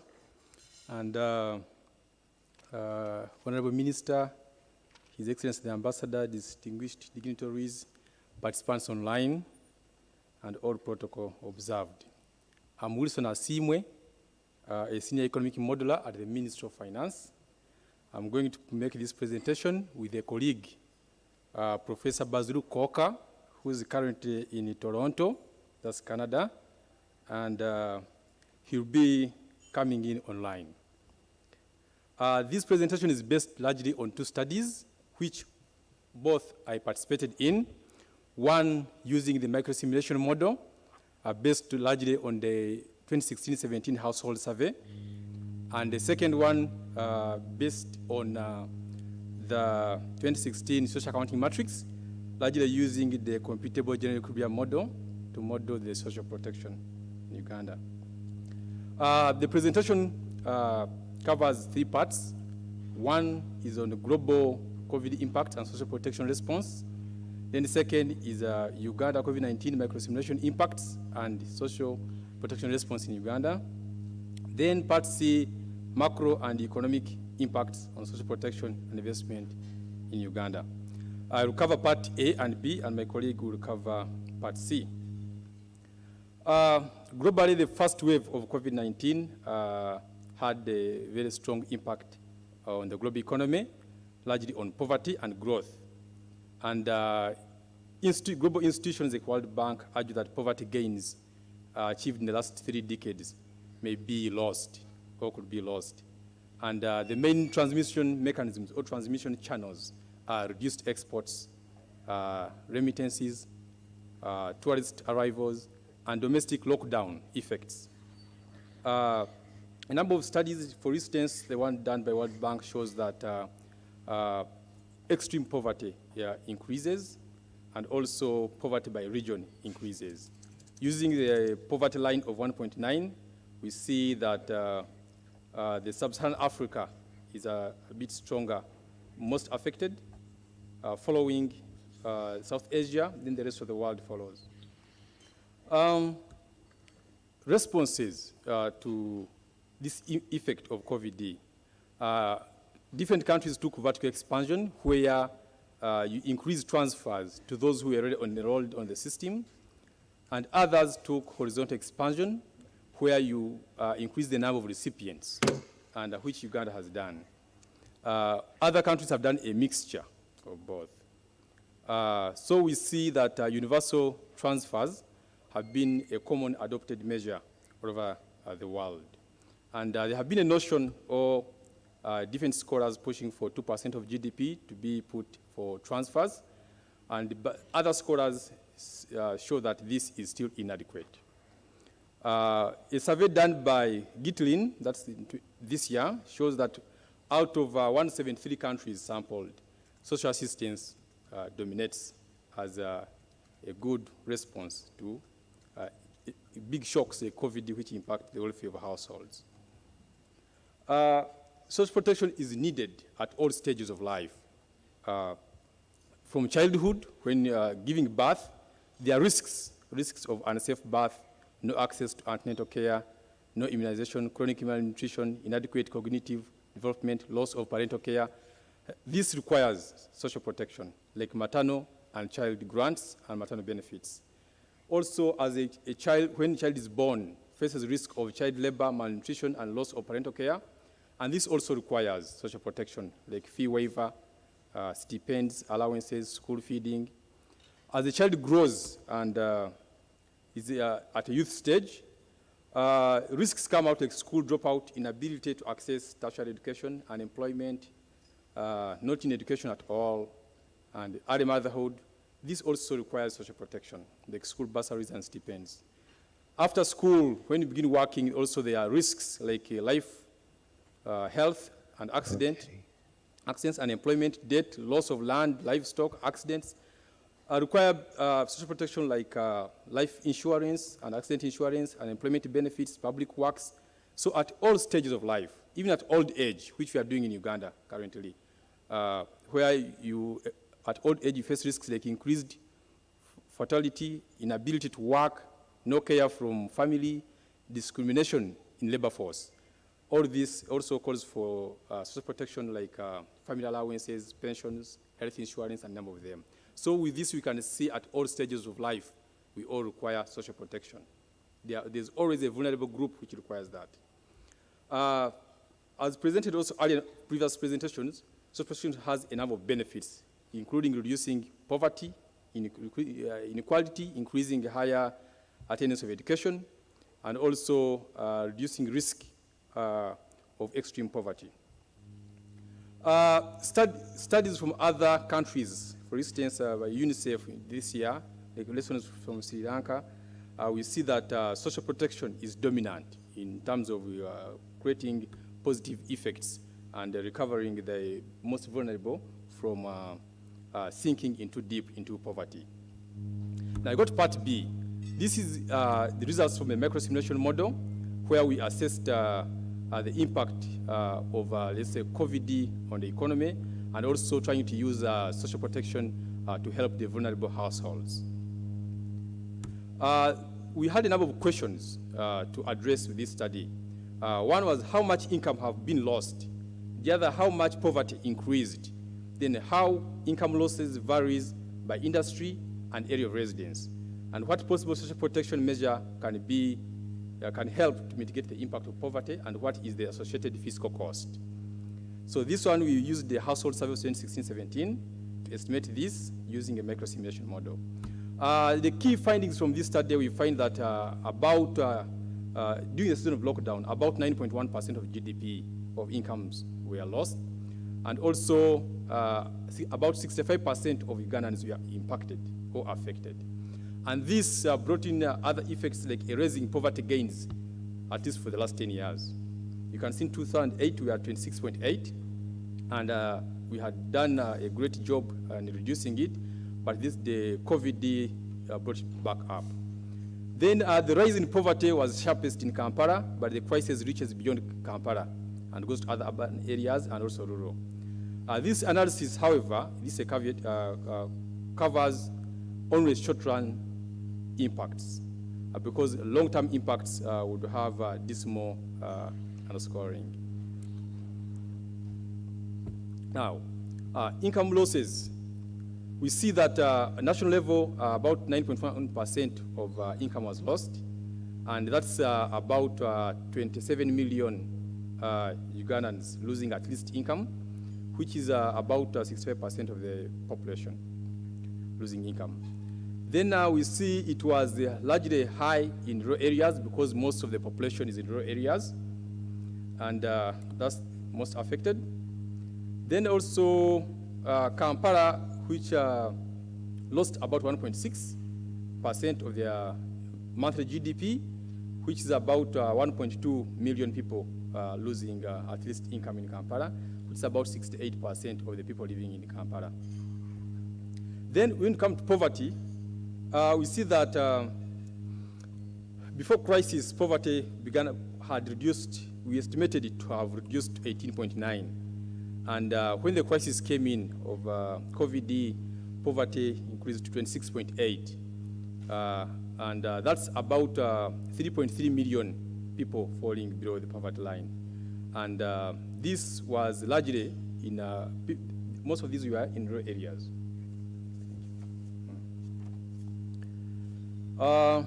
We proceed. Now, the response, what's the impact of social protection, let's say SAGE, on reducing this poverty or the risk of poverty?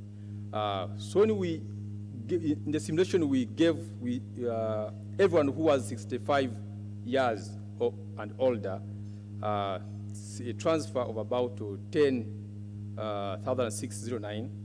It came to poverty is reduced from 26.8 to 25.5, which attracts about 62.4 billion Uganda shillings per month. And this, however, it's the impact is largely in the rural areas. It reduces, but the cost also is higher in rural areas because that's where most the poor reside. And the cost is lower in the urban areas because fewer below the poverty line. More of these results can be found on the paper, which is on the link provided below the slide. Then, what has government done on social protection? Government has done a number, not limited to these which I'm giving, but a number of responses to protect the poor. One is rolling out the SAGE, that's the social assistance grant for the elderly, nationwide, to persons aged 80 years and above, including the elderly aged 65 years in the priority 15 district. And also relief food and other things we are given to the population, especially the most vulnerable one. And also providing seed capital to organize these special interest groups under the Youth Fund, Women Entrepreneurship Fund, and the Emyoga Talent Support Scheme, and many more government has taken, which have both backward and forward linkages to household welfare and thus impacting social protection. At this stage, I'll call in my colleague, Professor Bazuru, who's online, Kokra, to continue the presentation. Professor Bazuru, you're welcome. Yes, Wilson, can you put the next slide, please? Good morning, everyone, from Toronto. I will just move from like a micro simulation to a macro simulation. We wanted to see from this using a macro simulation model of Uganda that there was the Martin Evidence says that during COVID-19, that at least the country should have invested 2% of their GDP on social protection schemes. So falling from that, we try to see if we invest in 2% of GDP on social protection scheme of the 40 household that is in this model, and then compare the same amount of investment in an infrastructure project, how does these two interventions differ in terms of GDP growth, gross output, and also household consumption?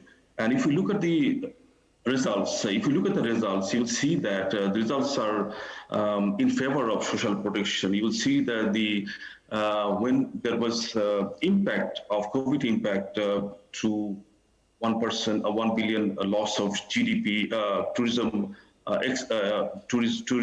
revenue, and then 10% reduction in export of food and food processing, you will see that GDP growth fell from 6.3% to 2.2%. But if we can invest this 2% of GDP through 40 households of the model that has, the GDP growth will increase to 4%.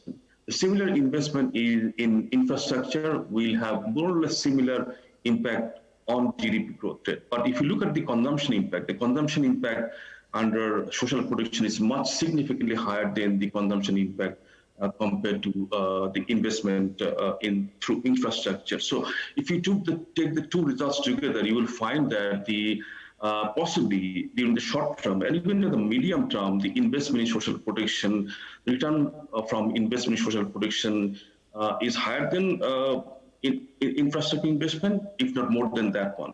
So falling from that, what we found that this COVID-19, although is a peril to all citizens of the world, but also the opportunity to build back better.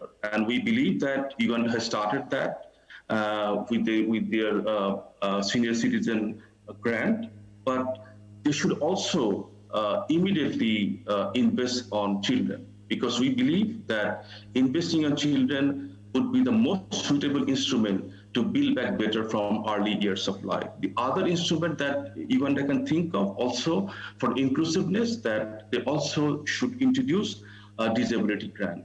With that, I like to conclude. Thank you so much. Yeah, then I'll come back to conclude. From the results from the two simulations, we see that there are short-term effects on poverty and income are severe. And this includes impacts on both domestic measures and also global recession. Then the crisis erases poverty gains of about the past 10 years, and it reaches beyond Kampala. So the impact is beyond the capital city. Then the impact on the sectors varies depending on the vulnerability of external shocks as well as the effect of lockdown. Then the response, the simulation results show that in the short term, when we use short-term tools to solve short-term problems, we get more effects. So building a social protection infrastructure is key in supporting the economy, especially in days when there are big shocks, the one of COVID. And the government response, so far, it's a good example of building back better. For instance, extending horizontally the SAGE program, rolling it out nationwide to persons 80 years and above. This is really commendable, and it has had big impacts. And also, government also later could consider to introduce a child grant and disability grant. With that, thank you very much.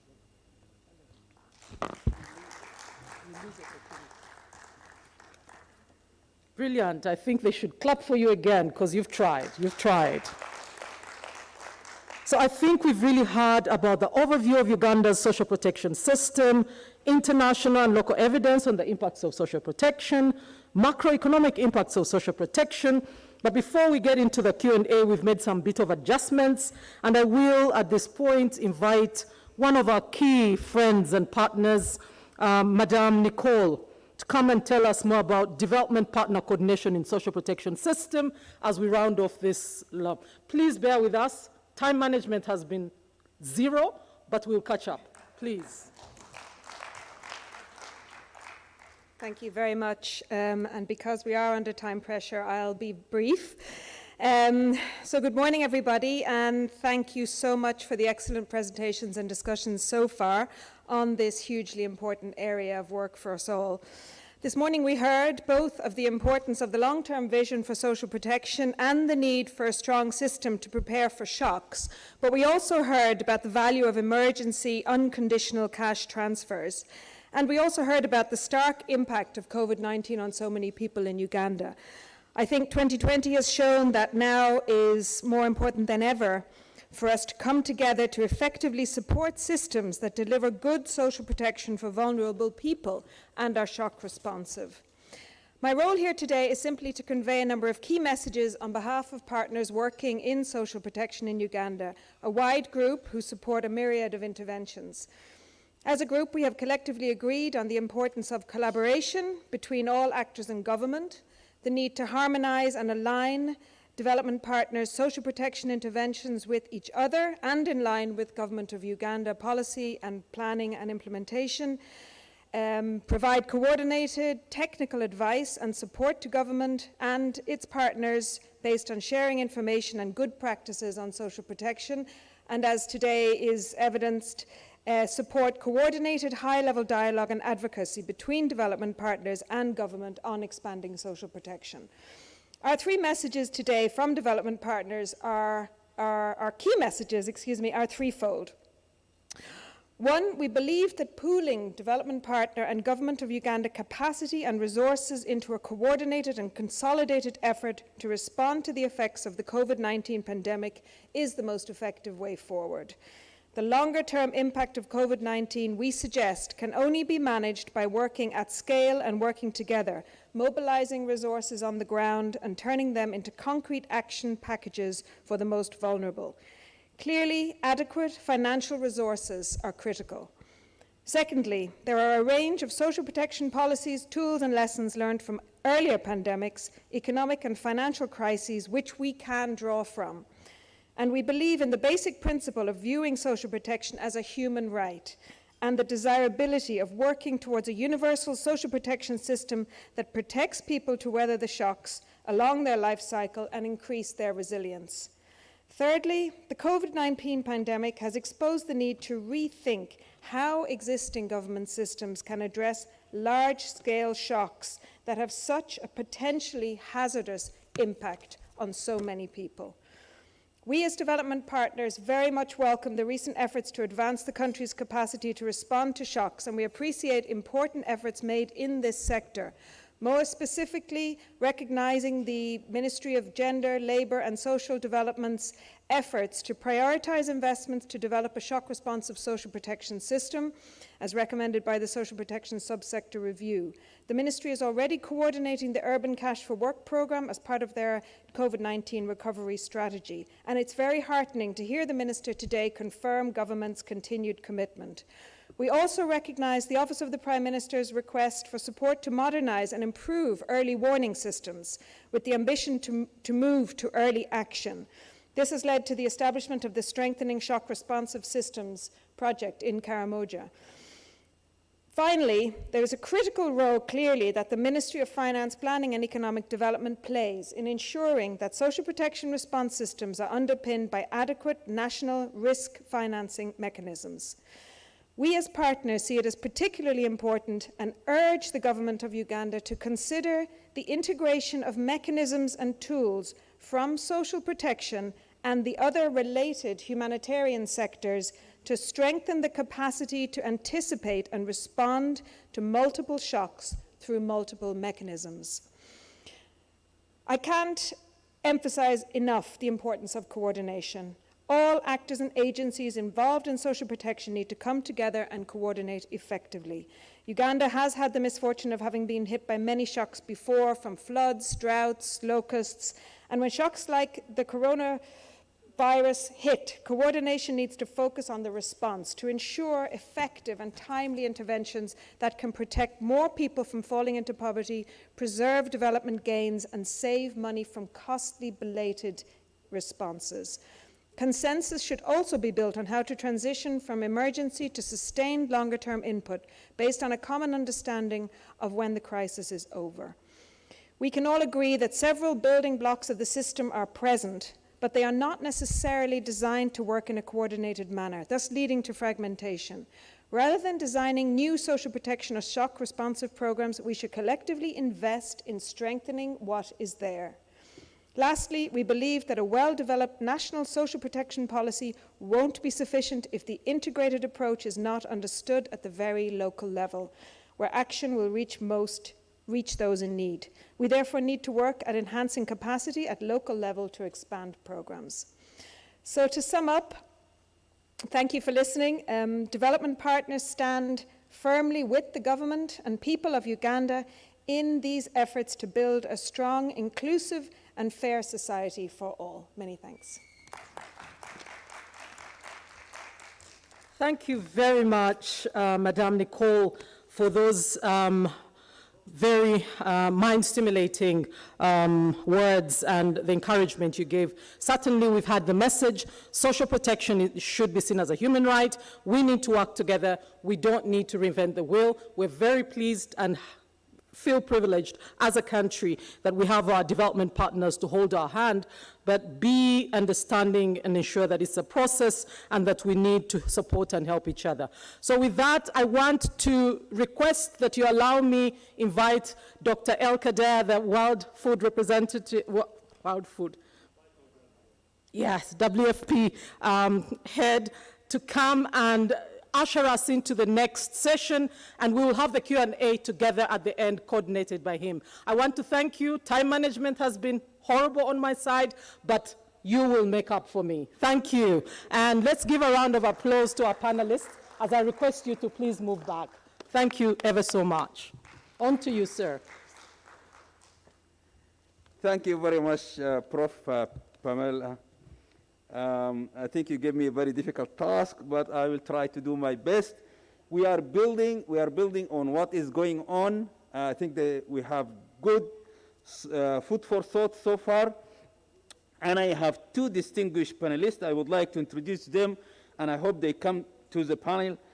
We have Dr. Sarah Nahala, and she's the manager, population and social sector planning at National Planning Authority. Dr. Sarah is a seasoned social development and planning expert. She has served the government of Uganda for almost 20 years in various capacities at national and decentralized level. I'm not going to go a lot. If anyone do not know Sarah, then that you need to go to your knowledge. I think warmly welcome. I would like to welcome our distinguished panelist, Dr. Fred Muhzuma, and also Dr. Fred holds a PhD in development economics from University of Manchester, a master in economic policy and planning from Makerere University, and a certificate in development evaluation by Carleton University and the World Bank. He has experience of over 20 years in development policy, research analysis, policy formulation, and review, with a parallel teaching career at Makerere. He is well distinguished, non-authority in his area. Warmly welcome to the stage. Now, I think we go straight, and we have to be that already we heard from Prof. Pamela, a very powerful introduction about the National Development Plan 3 and so on. When you go, Sarah, when you look at the social protection policy, the first statement is very powerful statement. And we would like to see in the National Development Plan how social protection is being placed there. The floor is yours.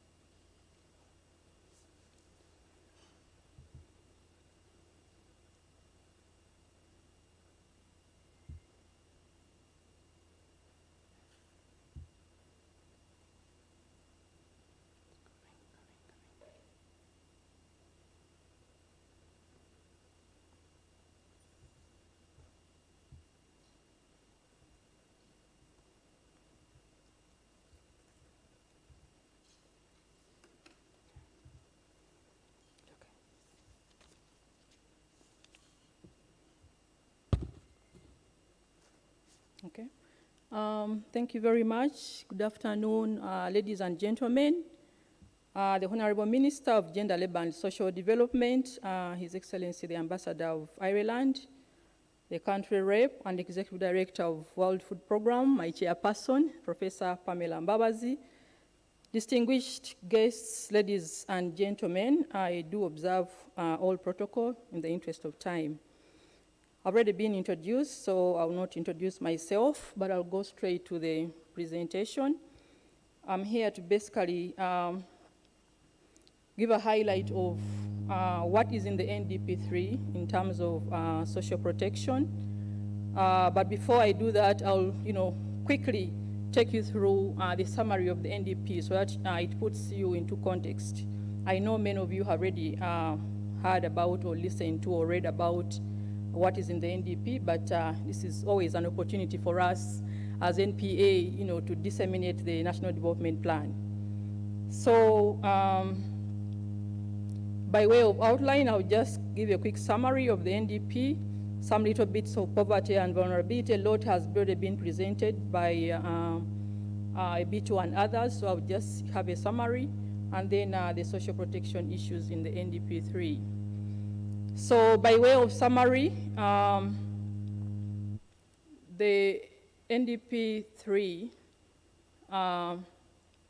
is summarized in that slide.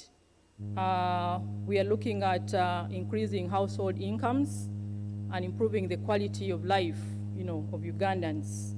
And when we talk about social protection, I think you can see that this goal really talks very closely to the social protection agenda that we are talking to today. And the theme is about sustainable industrialization for inclusive growth, employment, and wealth creation. Of course, we cannot talk about social protection without talking about where the money is going to come from. So we also need to invest in industrialization to ensure that we create jobs and pull our people out of poverty. So job creation is one of the big agendas that the NDP has put forward. There are 5 objectives, as you see them there. We are looking at enhancing value addition in the key growth sectors of the economy, such as agriculture, tourism, minerals, oil and gas.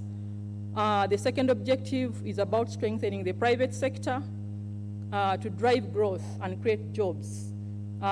You have known that in the past years, we have run a quasi-market approach where the private sector has been left on its own, and what government does is basically to provide a conducive environment. But this time around, there is a very conscious effort to ensure that the private sector is supported to create, jobs. And then the third objective is about consolidating and increasing the stock and quality of productive infrastructure. You've been seeing investments in road infrastructure, in railway, in water, and so on, in ICT and energy. So that is the area. And then the third one is about increasing productivity, inclusiveness, and well-being of the population. And I think this particular one talks very, very closely to social protection that we are discussing today. And then the last objective there, number 5, is about strengthening the role of the state in development. The state has also not, been so much into investing, but we realize that there are some areas that the private sector cannot reach, and so the state has to come in to invest in these areas such that we boost economic growth. So I will not run through the strategies. I know you have the NDP with you. It's on the website, and we have been able to print and distribute a few copies. And then we have 18 programs, because the NDP3 is now running a program approach, as many of you already now know. So we have 18 programs that we are running, and one of those that is very, very close to to social protection is a human capital development program. It's currently program number 16 in the NDP3. So just to quickly take you through why the program approach, we've been having so many questions. Why are we moving away from the sector approach and so on? And of course, we've had to tell people that really we have to address issues of coordination. Many speakers, earlier speakers, have talked about strengthening coordination. We have had a challenge of coordination Even within the social protections, partners itself, we see that there are lots of uncoordinated efforts in terms of delivering social protection services. So the program approach is really going to help us, and we're already seeing the benefits. By working together to plan and budget together, we're already seeing the benefits of the program approach. The other issue is harmonization. There's been a lot of duplication of effort, even within the social protection fraternity. A lot of duplications, a lot of redundancies and wastage of resources. So we think that with this approach, we'll be able to harmonize, be able to divide roles, who does what and where. So that will really help us to, create efficiencies, in resource allocation and utilization. Enhancing synergies is yet another issue. We have been having a silo approach, sectors working alone, education working alone, health working alone, and yet we have synergies that we can create and be able to create more efficiencies in implementation. The other issue is about sequencing of programs, We've been having instances where some programs are financed and money is not utilized, and yet some programs are not financed, and yet they are very important. So this is going to help us to sequence, and we've already been experiencing this as we've been working with the relevant sectors and partners to develop the program implementation action plans for the National Development Plan. We've been making arguments, what comes first, which interventions should be financed the first year, and which interventions can wait and be financed in the last year, so that we are able to create efficiencies in resource allocation and utilization. So we are already seeing those benefits happening, and also there was need to really have better linkage of resources to results. Quite often as we do evaluations of the NDP, the midterm review and end of term evaluations have revealed that, there's this, a problem with alignment of the budget, with the plan or with the priorities of the plan. So this approach is going to help us to strengthen the linkage between the priorities and the resources. And again, we're already seeing this happening. The NPA, the Ministry of Finance, and the stakeholders have been working together to ensure that we link the NDP to the budget. Already the Ministry of Finance is making adjustments in the budget systems to ensure that it talks to what is in the National Development Plan. So I'll just run quickly to the Human Capital Development Program, and that's where social protection largely falls. And I think Mr. Bitt already alluded to it. We are running a life cycle approach to human capital development, starting from preconception, when the baby is in the womb or yet to get into the womb, infancy stage, adolescence stage, adulthood, and old age. So as we talk about human capital development, as we talk about social protection, we have to think about the life cycle approach. So the kind of interventions that we are putting forward should be able to take a life cycle approach, because vulnerabilities happen at all the stages of the life cycle. So I'll just highlight the objective of the Human Capital Development Program. And we are looking at basically improving productivity of the labor force for increased competitiveness and better quality of life. That is the broader goal of the Human Capital Development Program. But we have 5 objectives, strategic objectives, that we will be pursuing during these 5 years. And when you look at them, you can see that there are linkages. We have a specific one which takes care of social protection. That's objective number 5, on reducing vulnerability and gender inequalities along the life cycle. But when you look through all these 6 objectives, you realize that each of them has an element of social protection. Building a foundation for human capital development, talking about early childhood development. We are talking about the primary education and secondary education in here. And issues of high dropout are all addressed in this objective.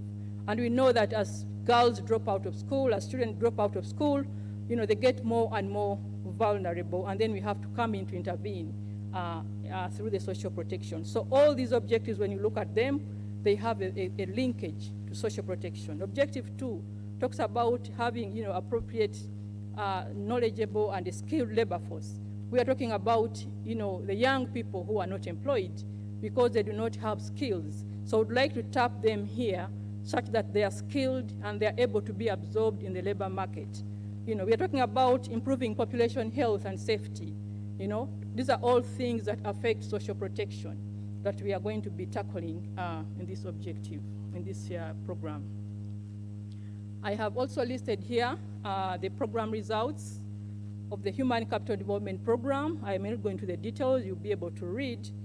And you can see that all these results, when you put it together, they all contribute to reducing vulnerabilities and poverty in our population. We have interventions around increasing years of schooling. We have targets, about increasing years of schooling. Right now, the average years of schooling are only 6.1, averagely. Ugandans stay in school for only 6.1 years. And you can tell what the impact is from that. If we are spending only 6 years in school, and many of them are dropping out, we see the products we get in the labor market, but also the vulnerabilities that come with dropping out of school very early are things that we need to look at as we're analyzing these results. We are talking about stunting. Some presenters have already talked about that because of malnutrition. We are talking about issues of family planning, unmet need for family planning. All these issues lead to vulnerabilities.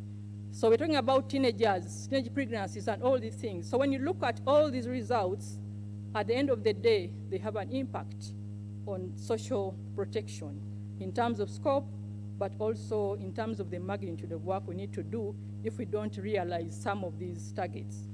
And then specifically, we have a bigger results on increasing the percentage of the vulnerable people who access social insurance services. I'll go into the details of some of that later.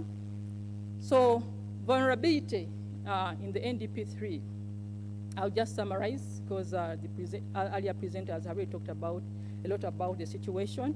But we note in the NDP3 that the percentage of people living below the poverty line has increased. That is well documented in the NDP3. And also that has been worsened by the COVID-19 pandemic. So that is well noted and acknowledged in the NDP3. And we got into the details of bringing out the regional disparities, in poverty, where we have regions that have very high levels, like Bukedi is now at 43.7%, Busoga is at 37%, Bugishu is at 34.5%, Teso is at 25%. So you see these have gone up, and these are really, very, very high poverty levels. So as we are thinking about social protection interventions, how do we target, the regions that are most affected? How do we, be able to, design our programs to ensure that some of these regions are, being targeted? We have frequent vulnerabilities due to economic losses and mortalities due to disasters. The details of these have also been presented, and also this is acknowledged in the NDP. But we're also saying that many of the households in Uganda depend on crop agriculture as their biggest source of income. And this, highlights the urgent need for us to target, value addition in the agriculture sector. So as we design social protection interventions, how do we also take this into perspective? How do we design interventions that also talk to the livelihoods of the biggest percentage of the vulnerable people that we are targeting?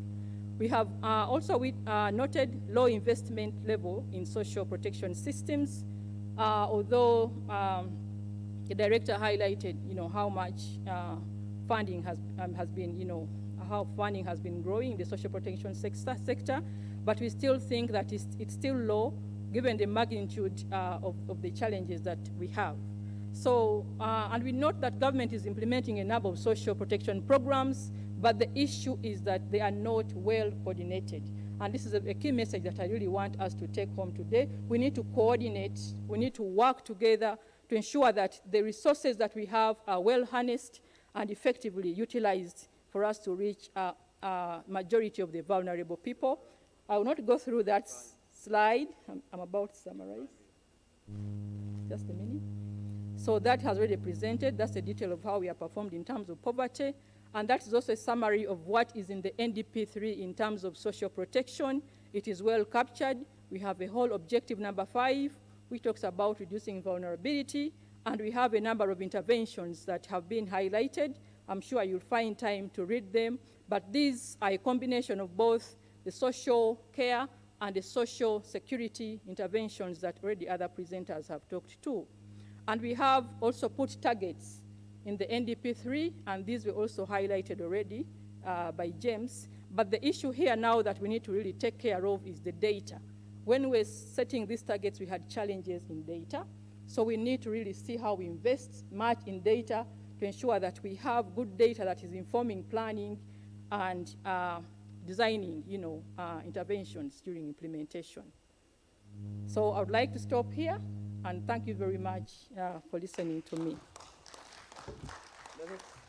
Let us appreciate our sister Sarah Nahala for this. Thank you very much. I think the next speaker is Dr. Fred, and he's going to focus on the social economic impact of COVID-19 and options for the government response.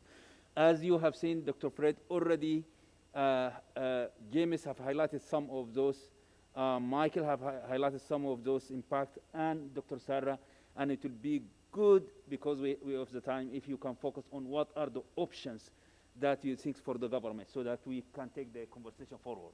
Welcome.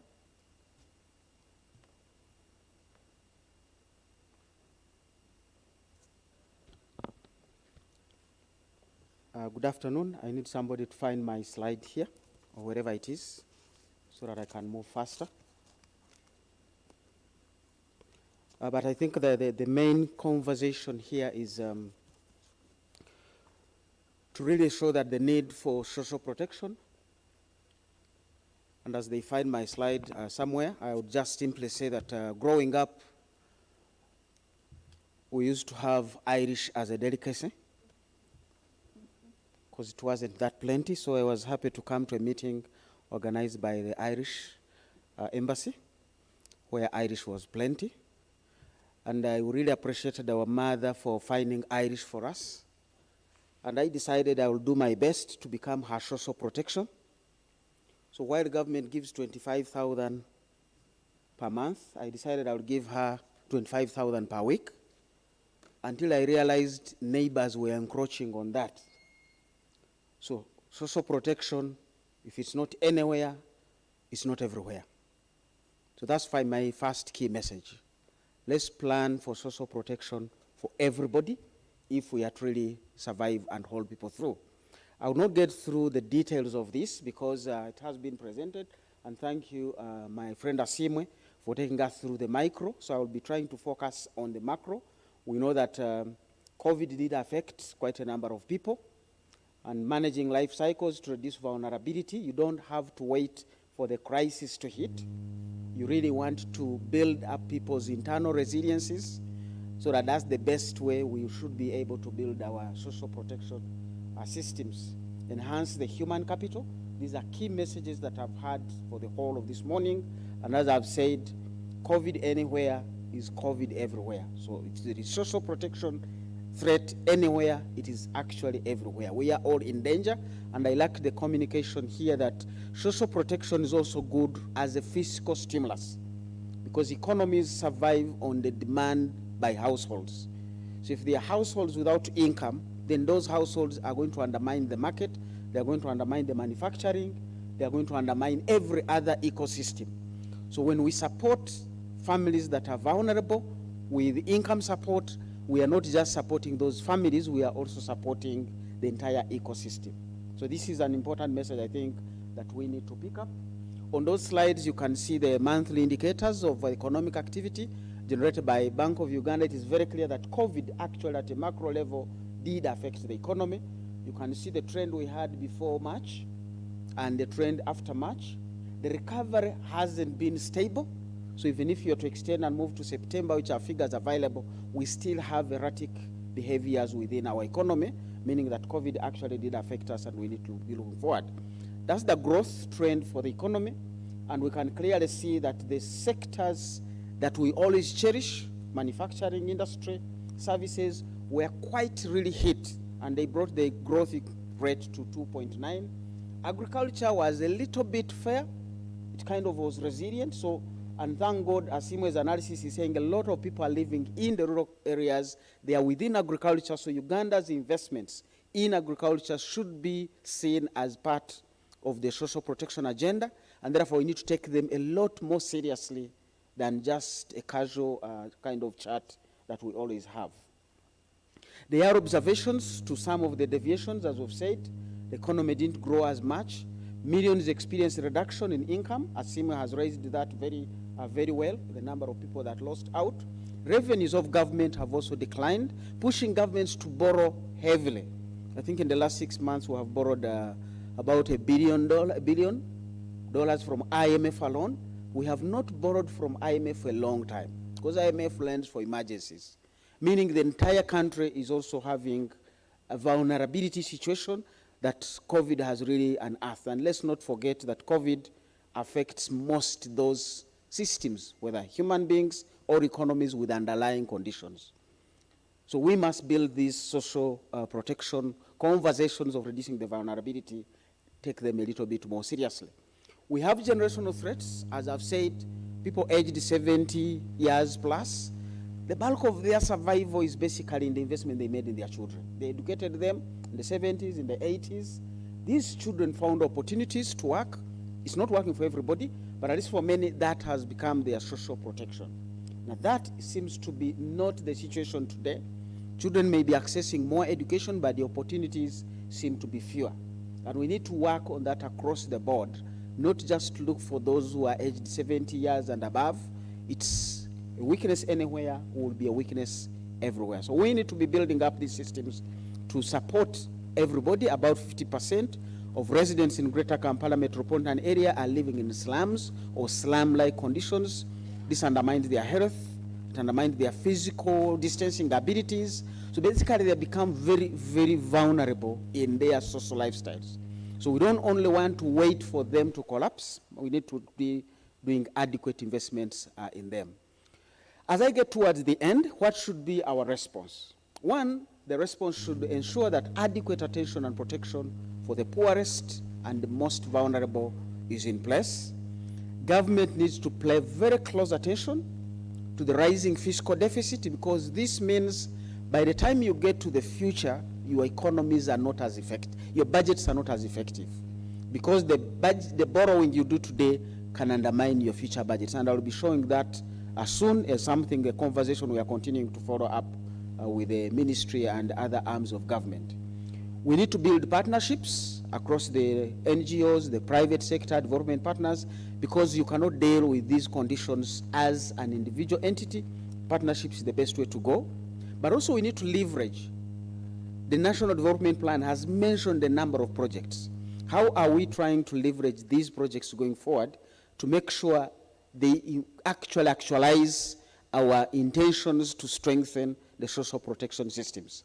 Government is planning to put a meter gauge railway from Tororo going all the way to northern Uganda. That will be an infrastructure available.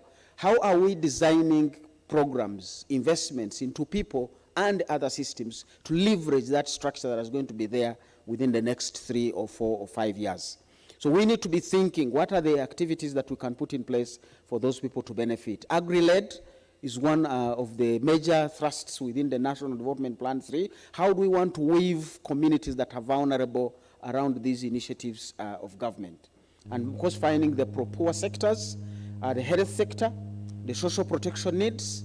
But I am saying, as I conclude, that budget increases should be very, very strategic to cover many sectors, but they must also be accompanied by institutional and policy reforms. The evidence we have, and I just asked one of my former students to run a correlation coefficient for me on government budgets and growth. Just like you all take a temperature take there. If you're 39, we investigate further. If you are below 37, so this was a very quick scan to say what is the relationship between the government budget and growth. Surprisingly, my quick test requires that government goes in for further investigation of a COVID serious test. The black line is showing you the increase. The black dotted line is a trend line on how government budgets have moved over the last 6 years. The red dotted line is showing you the trend of growth. The two have a negative relationship. That is worrying. That no matter how much we increase the government budget, it's not speaking to the growth. And therefore, the economy is vulnerable, social protection is under threat.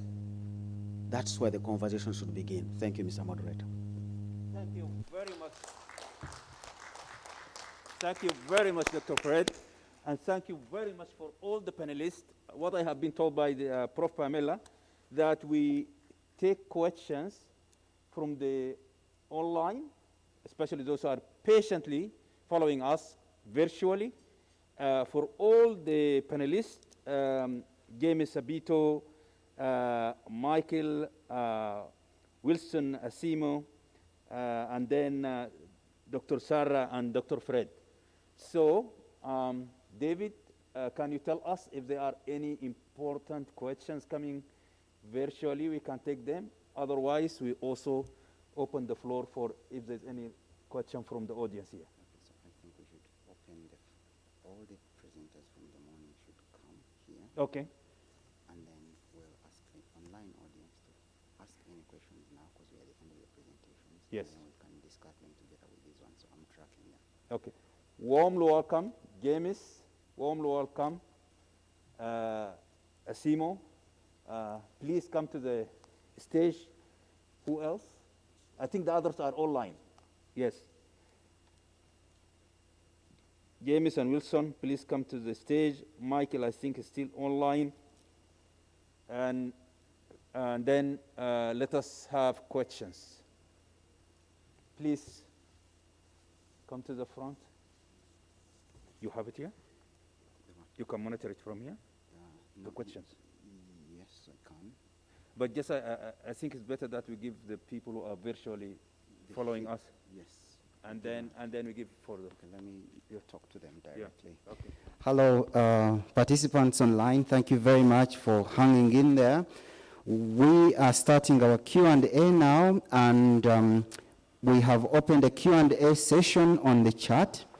If you are watching live on NBS TV, feel free to post your questions using the hashtag #SocialProtectionUG, as you can see down there below written. The same applies to Facebook, or if you're watching us from YouTube. So post your questions now. We will collect them and put them to the panelists here so they can answer them. But we'll start with the questions from inside the room. Thank you very much. Okay, in the meantime, please.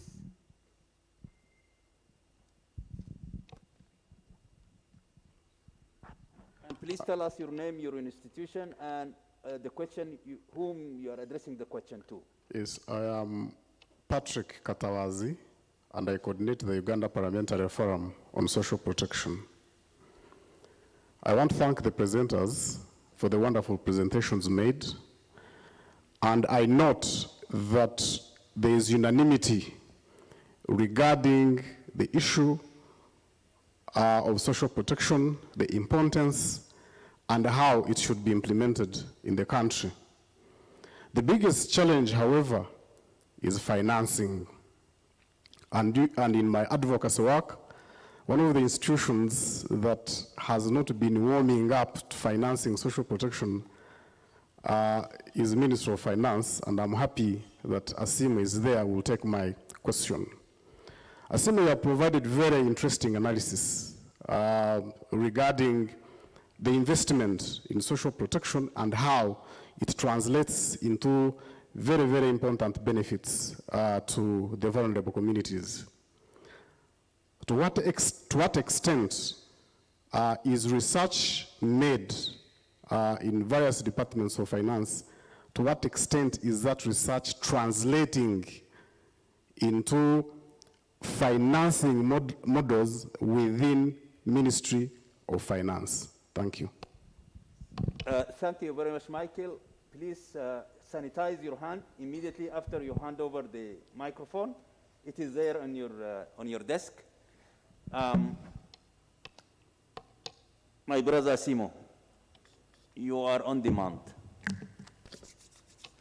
I think finance is key.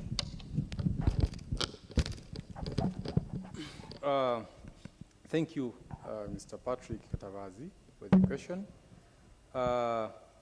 Research done in the Ministry of Finance translates into action.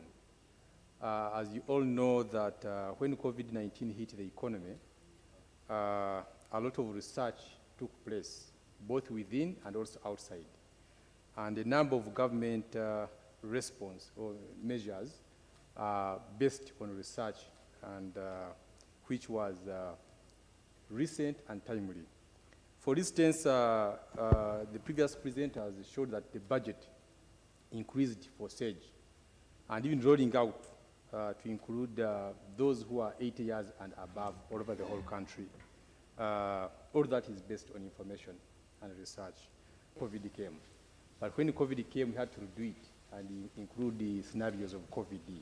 And all this put here information also in that. Also, this responses, when you check out the responses of government, things like supporting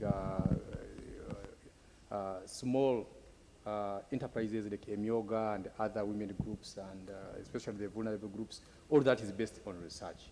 So research translates into action in the ministry. Thank you. Okay, please. There we have two, and then our sister here. Let us take about 3 questions first, and then after that we answer them. Please tell us your name, your position, and whom you direct your question. Thank you very much. My name is Bernard Biagagaire, and I work with Uganda Red Cross Society. My question is directed to the Director of Social Protection. In Uganda, when he was giving us his report, I was wondering whether his figures actually capture social protection interventions by other stakeholders outside government. And if his report does not, then how is the ministry positioned to better coordinate social protection interventions within the country? Thank you very much. Thank you very much. Let's take the question from my sister there.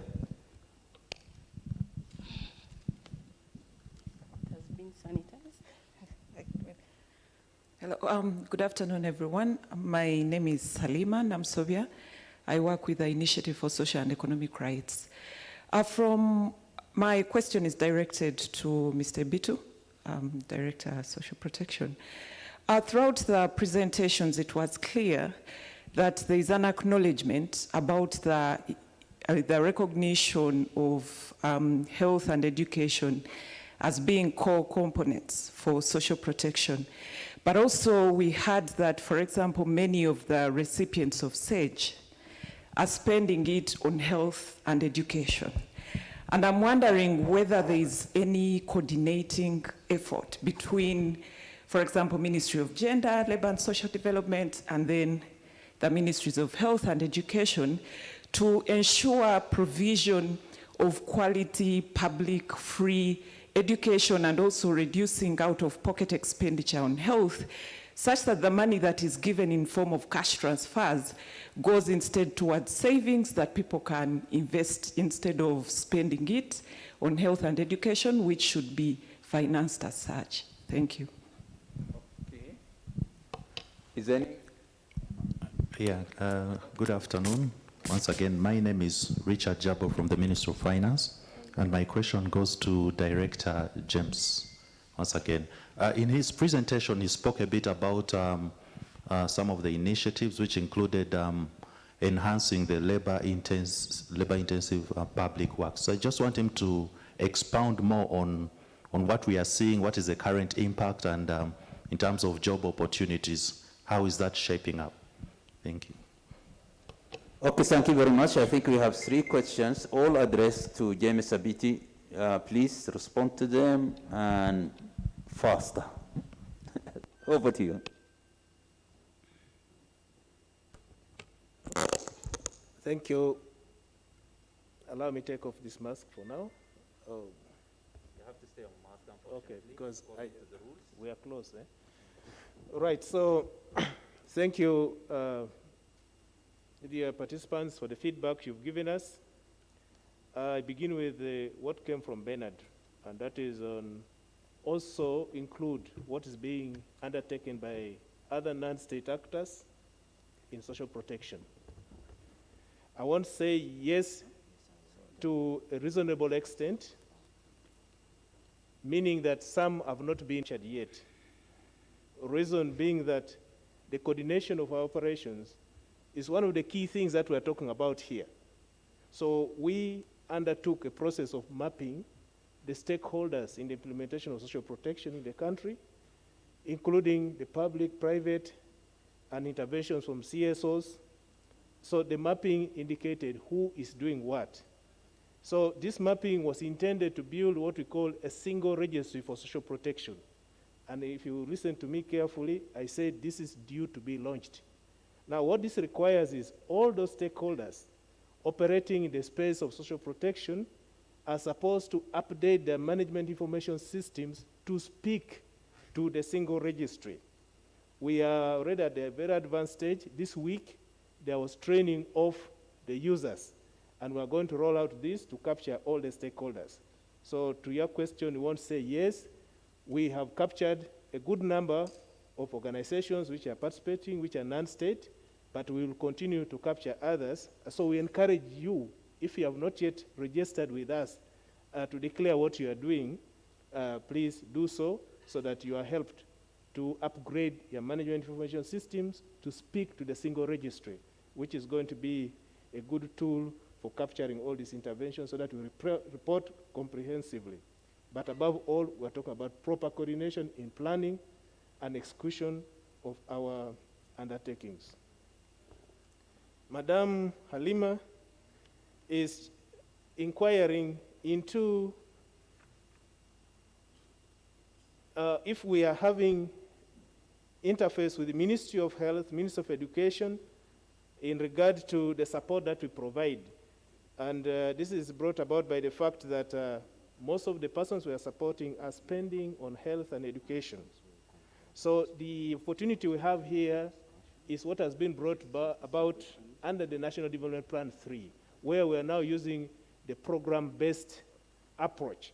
So this brings us all those entities we are talking about: Ministry of Education, Ministry of Health, Ministry of Gender, under the Human Capital Development Program. So we are now planning together, and I think in the next financial year, you will see things done more differently. So this is in a bid to address that challenge. Richard, Finance. The labor-intensive public works, what is it that we have on the ground work is the experience that we have had under NUSAF 3 under the Office of the Prime Minister. So it has already demonstrated how well this model works in the areas of Karamoja, actually northern Uganda generally. So what is happening as of now is that we rely on that to provide that.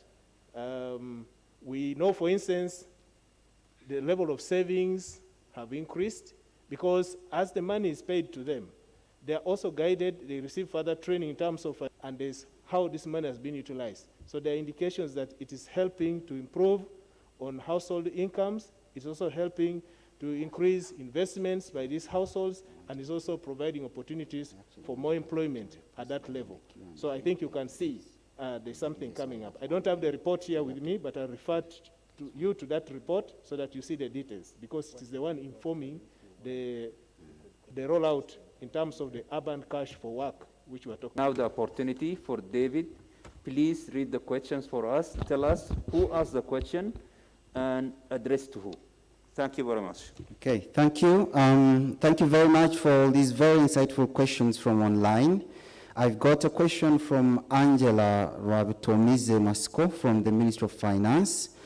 She's asking, how are we addressing the issue of access of the social protection systems, given the number of the vulnerable and poor, the elderly among others? How are we addressing the issue of access to social protection because we have so many vulnerable people? Interventions geared towards accessibility by the various groups. So our point is, how can we actually, and when shall we reach all the other groups? The second question, so she doesn't direct it to anybody, but I think James answered some of this already in the presentation, and Sarah. The second question, actually two questions from Dr. Drake Chalimpa.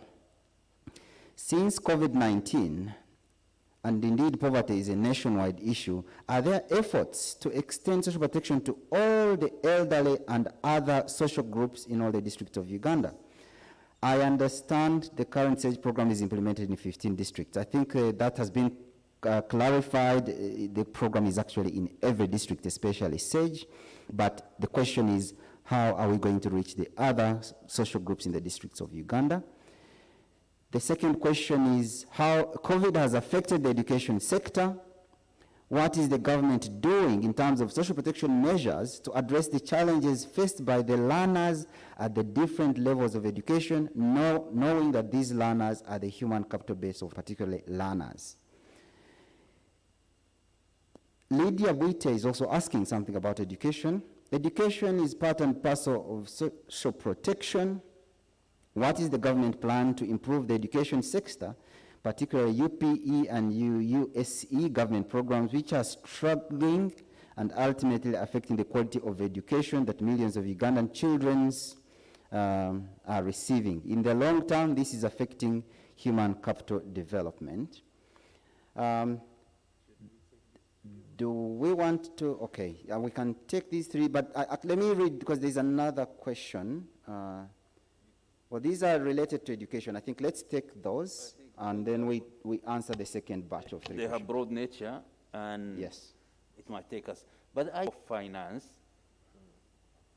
and then for you also national planning authorities, and then we can have an independent expert from the University of Makerere.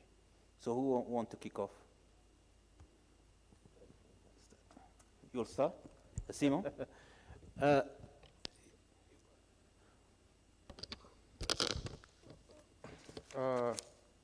I respond to the question on the country. I think this has been addressed earlier.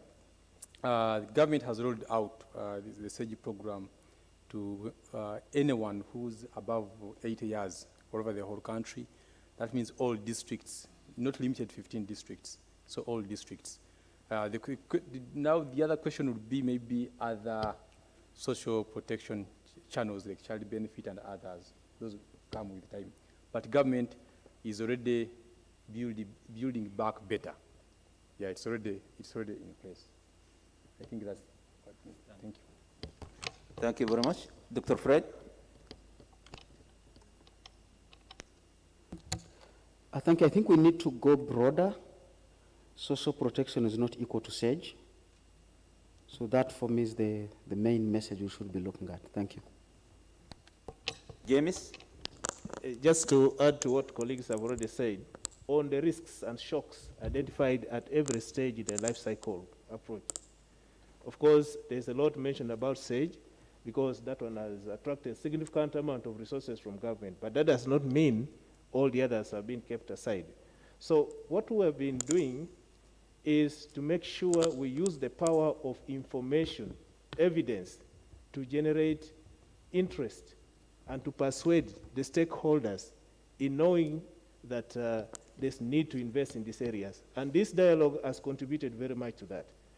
Now, when we're talking about vulnerability, we need to indicate, based on the vulnerability indices that we identify, who are the most vulnerable categories that we're talking about. And then we go to the level of targeting. And these are the systems we're talking about. In our system, we should be able to come up with the best ways of targeting. We know generally who they are. So how do we target them? What are their needs?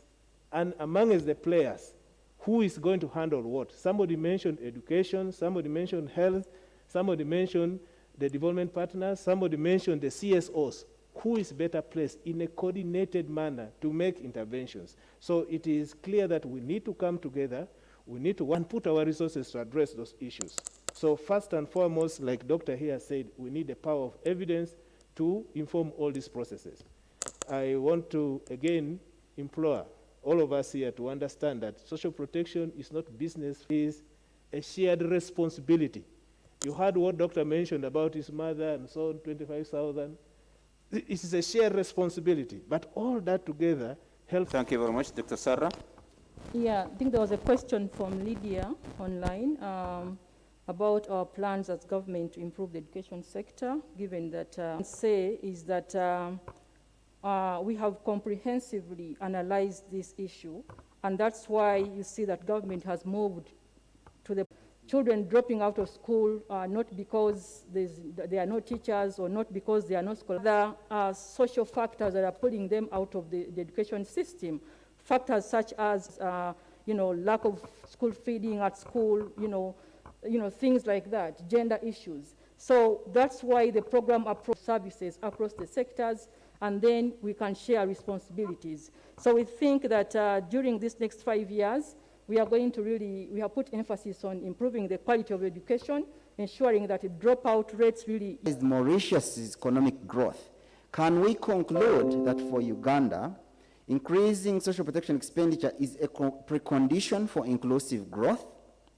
Again, this is a question, I think, for Sarah. And Simwe, okay, Wilson and Fred. Patience Masika from WFP. Throughout the presentations, it was not clear what the government's perspective is on the role of the private sector in growing social protection.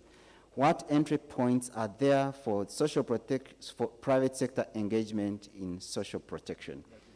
This is James, and I think you can comment on the contributory social security. The last one is just actually 2 more questions from online, and we close the online questions. Jody from the EU. Yes, several panelists have recommended unconditional cash as highly suitable assistance, the delivery modality, according to the robust evidence generated worldwide. How does the government consider this recommendation of using unconditional cash to deliver? And finally, 2 questions, one from Dr. Sarah Sewanyana of the Economic Policy Research Center. Beyond inclusion of social protection in the NDP3, what is the government doing differently? And this is addressed to the Ministry of Gender. Finally, the question from, from Sigrid Kulke, I don't know how to pronounce that. Social health protection, how financial access to quality health and nutrition will be granted for the most vulnerable groups. Sigrid wants to know, how can financial access to quality health and nutrition be granted for the most vulnerable groups, such as children under 5 and women, as part of the 1,000-day approach, to ensure a healthy and resilient population able to withstand future shocks such as epidemics. On coverage, what coverage is planned for social protection schemes? Will they cover the whole population on Uganda territory, including refugees and migrants, in line with the Universal Social Protection 2030 engagements? Finally, Robert Ninyesiga asks, how best can we ensure our legislators appreciate the value of heavy investment in social protection, since they are key in the budgeting process? This is Robert Ninyesiga from the NGO Forum. And finally, Sarah Sewanyana again asking, how do you intend to reach the poorest of the poor to ensure no one is left behind?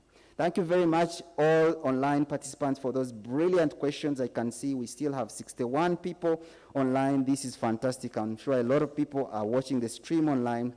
So thank you very much. Keep the questions coming. This conversation online is going to continue for the next 2 days under the hashtag Social Protection UG. Over to you, Chair. Okay, thank you very much. I think we have 15 minutes where we want to close all the questions, including the final remarks from James concluding about the day. So James, I think the first two questions were addressed to you. Right. Thank you. They were being read quite fast, but I'll try and see and respond based on what I've captured. George. On the point, because we have limited time. George, on the integration, and I think he's making reference to the refugee question, mainly in the West Nile region. I think in our outlook, future outlook, we mentioned that we are engaging in this discussion to make sure we make our interventions in social protection shock responsive. And this is one of the areas that we are looking at. If you looked at the slides which I presented, we said we're in discussion with the Office of the Prime Minister, which is directly coordinating refugee responses. And this is in a bid to make a consolidated effort in addressing these issues as brought out by George. So it's a discussion point, and this is going to be spelled out in our future outlook. Michael Ojikan is talking about uncoordinated systems. I think one opportunity is what we mentioned, which is under the National Development Plan 3, the programmatic approach, program-based approach of planning. But before all this, I think, again, I mentioned that there were already interventions within the Ministry of Gender, Labor and Social Development, where we have structures. They may not be working very effectively, but there's been continuous effort to make them more effective. We have the coordination groups, a thematic working group under social protection, and we also mentioned that it points to one thing, that coordination is very critical. It's very clear that many of us have been operating in silos, and now we realize that we have a common goal to achieve. So why don't you bring whatever we have and put on table? Even between NGOs, they seem to be competing within themselves to outcompete the others and so forth. So we want all this brought together on the same table. As long as you subscribe under social protection, you should be able to come to the table where social protection is being discussed and declare the resources you have so that we have comprehensive interventions and reporting on the sector. There's a question on the relationship within public expenditure. I think this is from my colleague from finance. Oh, the private sector engagement. I think this question that I've mentioned, the answer I've given about NGOs is the same way we are going to engage the private sector.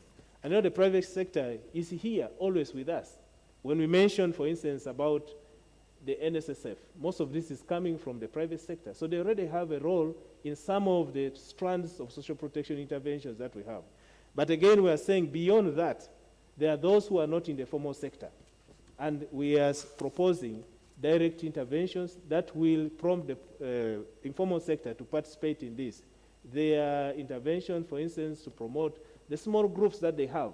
And if these groups, for instance, making them interrelated, if you are getting money from youth livelihood, how do you use the savings that you raise from that investment that you have to put something for health insurance? This, we already have experience coming out from the community health schemes which are operating around. But this is all part of social protection. And I think what we are saying is that the private sector has a big role to play, and they have a voice. And so we invite them, and indeed they are represented in these coordination mechanisms that we have in place. So we need to revamp that to make sure all their concerns and all that it can contribute is captured accordingly. Now, there was also mention about unconditional grants or cash transfers versus conditional transfers. I think studies have proved that there's limited evidence that giving cash transfers based on conditionalities makes little difference as compared to giving them unconditionally. There's research evidence on that, and this has been discussed severally. So I think here we are saying we will now adopt whichever, but they are telling us there is no significant difference in the impact created by conditional transfers as opposed to unconditional transfers. So it's an area of discussion, but I think here we are basing ours mainly on unconditional cash transfers. Beyond inclusion in the NDP, what else is the ministry doing differently? it appears the same question keeps coming, and I told you already the interventions we have in place. We have established structures. We have, again, I have to mention for purpose of emphasis, because the new thing, and many people are learning it now, the issue of the National Single Registry for Social Protection. There's a lot in this. It started with a mapping. It started with a mapping. That's understanding who is a relevant actor within that. So there's a lot that we're doing together. So all we have to do is to engage. Please engage, and we will be able to add value to this process. What coverage is planned? James, we have to move faster. We need to conclude by 1 o'clock. James, Okay, unfortunately. what Sarah, finally, maybe I'll respond to this. How do you intend to reach the poorest? This is now about targeting mechanisms. Do we want to go, it will vary from intervention to intervention. Is it universal? Do you want to go regional? Do you want to go based on age?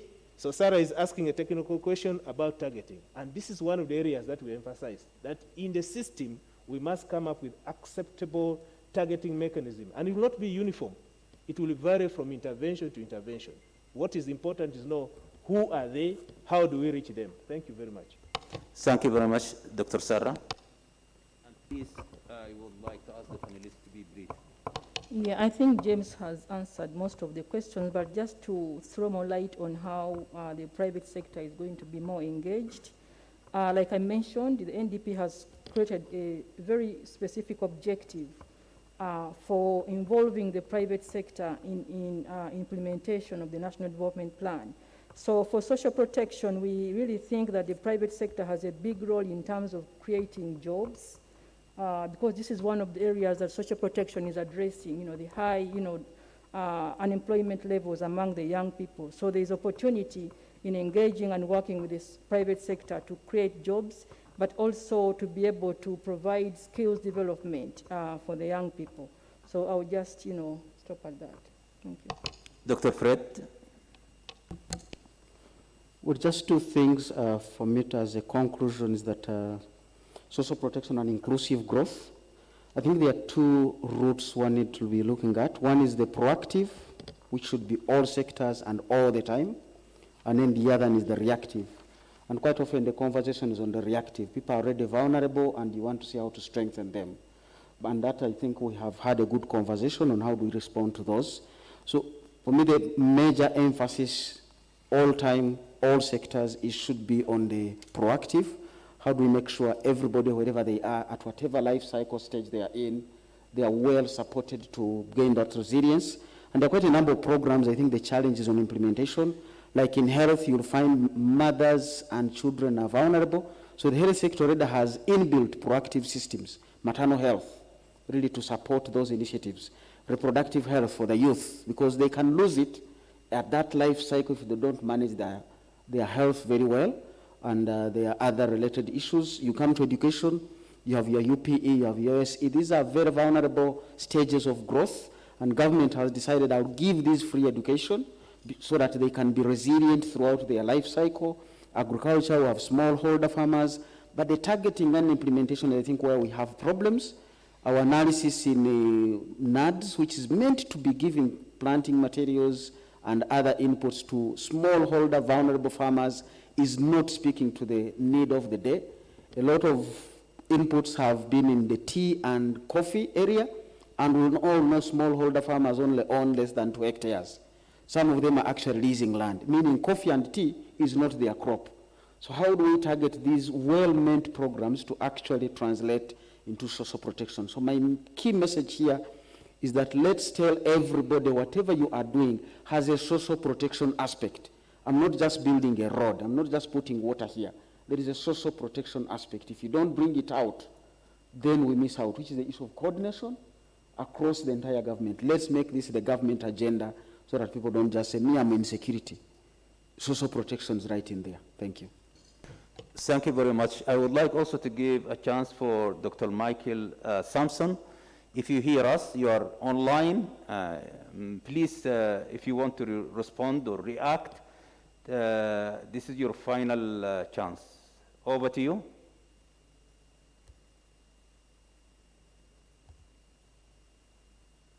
Okay, Dr. Michael, until you prepare yourself, we can go to our colleague Wilson Asimo. And I think, Wilson, there's a critical question going on about to what extent the Minister of Finance is on board about the social protection. Are we all in the same page? Are we all, the government is speaking on the same page about the social protection? And if it is social protection, is it reflected when you are doing your budget, when you are addressing, and how you see it? Your research, your modeling have come very powerfully in terms of showing that correlation, but to what extent that this is the norm in the Ministry of Finance?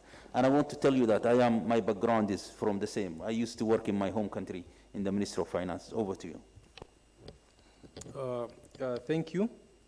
I think that question is also related to the question raised by Kubachi from the EU on how social protection contributes to inclusive growth in the economy. Social protection is a priority, like any other priority in the Ministry of Finance. And everything the ministry does includes social protection. For instance, as discussed by Dr. Fred Muhumuza, that in everything you do, you have to have social protection. For instance, when you extend infrastructure like roads to rural areas, then these rural areas are able to access market and get good price for their produce. And when they get the revenues, it supports those families. And that's a link to social protection. But also there's a direct link, which we do, which government is doing through the Ministry of Gender. As in life, if you are not able to participate into the labor force, maybe due to age or any other issue, then somehow you become vulnerable. And as the economy grows and moves towards middle income, families become more nuclear than extended. Yeah, which means there is a risk of having more people who are vulnerable and need support. And this requires what is going on all over the world to build back better. And Uganda has taken on that. That's why you see the budget to SAGE for giving to elders has grown up, almost doubled, for this 2020-2021. And that helps in providing social protection. So in everything which is being done, as long as the services are pushed all over the country and all borders, to make sure that we have rural electrification. It's also embedded in social protection in it. Everything like the distribution of water pushed to different areas of the country, there's some social protection. And also markets, building markets. Like when you have regional markets, you find every big town has, now markets are being constructed, and that creates opportunities for rural farmers to earn some income and to make sure that they can have a decent life. So I want to conclude by saying that whatever the Ministry of Finance does, there is social protection in it, both directly or indirectly. And all these have backward and forward linkages to the economy, to the growth agenda, and pushing us to middle income. Thank you. Thank you very much, Wilson.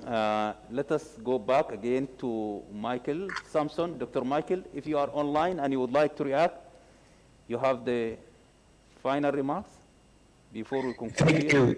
And first, I want to thank all of you for the opportunity to share these ideas with you. I think what we have heard in the past couple hours is a very, very powerful commitment by the government of Uganda to support the kinds of investment in social protection that can be so important for building the long-term prosperity of the nation and tackling the COVID-19 pandemic. And the research that we've heard today illuminates a very constructive path forward. And I think a few decades from now, when economists are marveling about the Uganda economic miracle, they will look to this sector review and the commitment of the government to strengthening social protection investments as the stimulus, as the key response that triggered this economic miracle. And I'm looking forward to that. Thank you very much. I knew that there are a number of questions. We have not answered them, like the question from Jordi about the refugees getting some support and the host community getting some support. But the host community, they are not getting the same support as the refugees, and the refugees are not getting the same support as the host community. This question is still remaining, but also I know that there are very influential actors like the Ministry of Local Government and the Office of the Prime Minister who could also make an input and contribution to these questions. Before I thank the panel, do you have any final thing? Just in the question, even to read it, just to read it, but not to... and to tell them what to do next. Okay. Okay, thank you very much. This is for the online participants.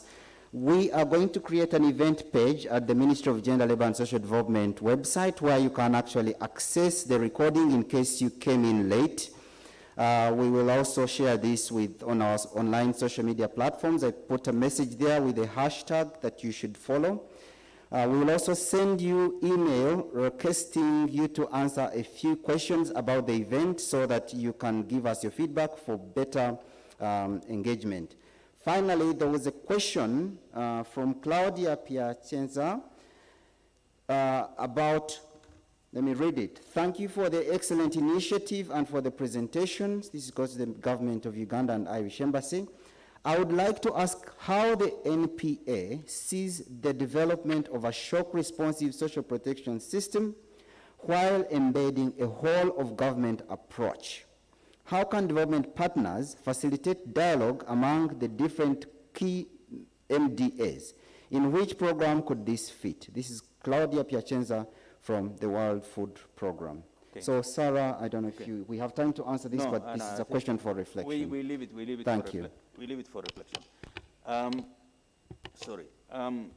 First, I would like really to thank very much on behalf of Prof. Pamela, who first moderated the first session, and myself, I would like to thank very much James Abiti for your contribution, Director of Social Protection and Minister of Gender and Social Development. I would like also to thank Dr. Michael Sampson, Economic Policy Research Institute, and for your patience to be with us online all this time. And I would like to thank also Mr. Wilson Asimo, from Macroeconomic Policy Department at the Ministry of Finance, and also your partner, Dr. Bazuli Khandur, if I am right. And then also I would like to thank Dr. Sarah Nahala from National Planning Authority, and I would like to thank Dr. Fred Muzuma, Development Economist at Makerere University. Thank you so much. I think if there's any quick takeaway, there's beyond the reasonable doubt, there's a clear correlation between social protection and social economic transformation and the benefit to the human capital. That has been demonstrated. It's clearly that there are strategic opportunities being identified, strategic challenges that has been laid out, and there's a number of also operational issues that need to be addressed. Also, colleagues from the think tanks have really posed very strong challenges, and also, like Dr. Michael, have also demonstrated the benefit from social protection, not only from this continent, but also from different examples. So we have really food for thought. We have plenty of takeaway. We need to take it with us, and we need to address it. I would like to thank every one of you. I would like to thank especially those who are joining us virtually. I would like to thank those who have taken risk and came here and complied 100% with COVID-sensitive approaches in the room. MBS, really would like to thank you also as well.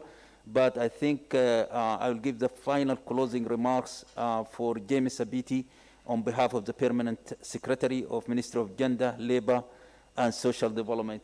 Otherwise, colleagues, God bless you, God bless Uganda, God bless the people of Uganda.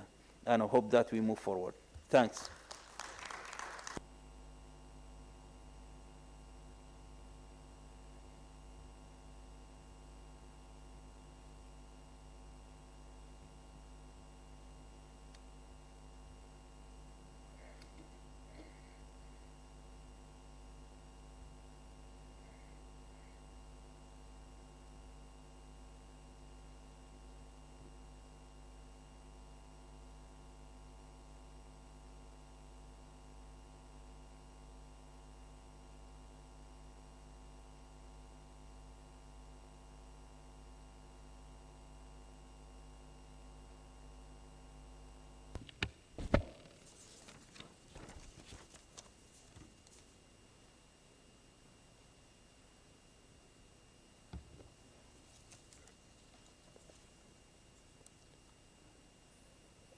In absentia, I honor our Honorable Minister, His Excellency the Ambassador of the Republic of Ireland and the Deputy Ambassador here present, the Country Director, World Food Programme, the representatives of the various ministry departments and agencies here, and representatives of CSOs, distinguished panelists of the day, and the participants who have been following through this dialogue.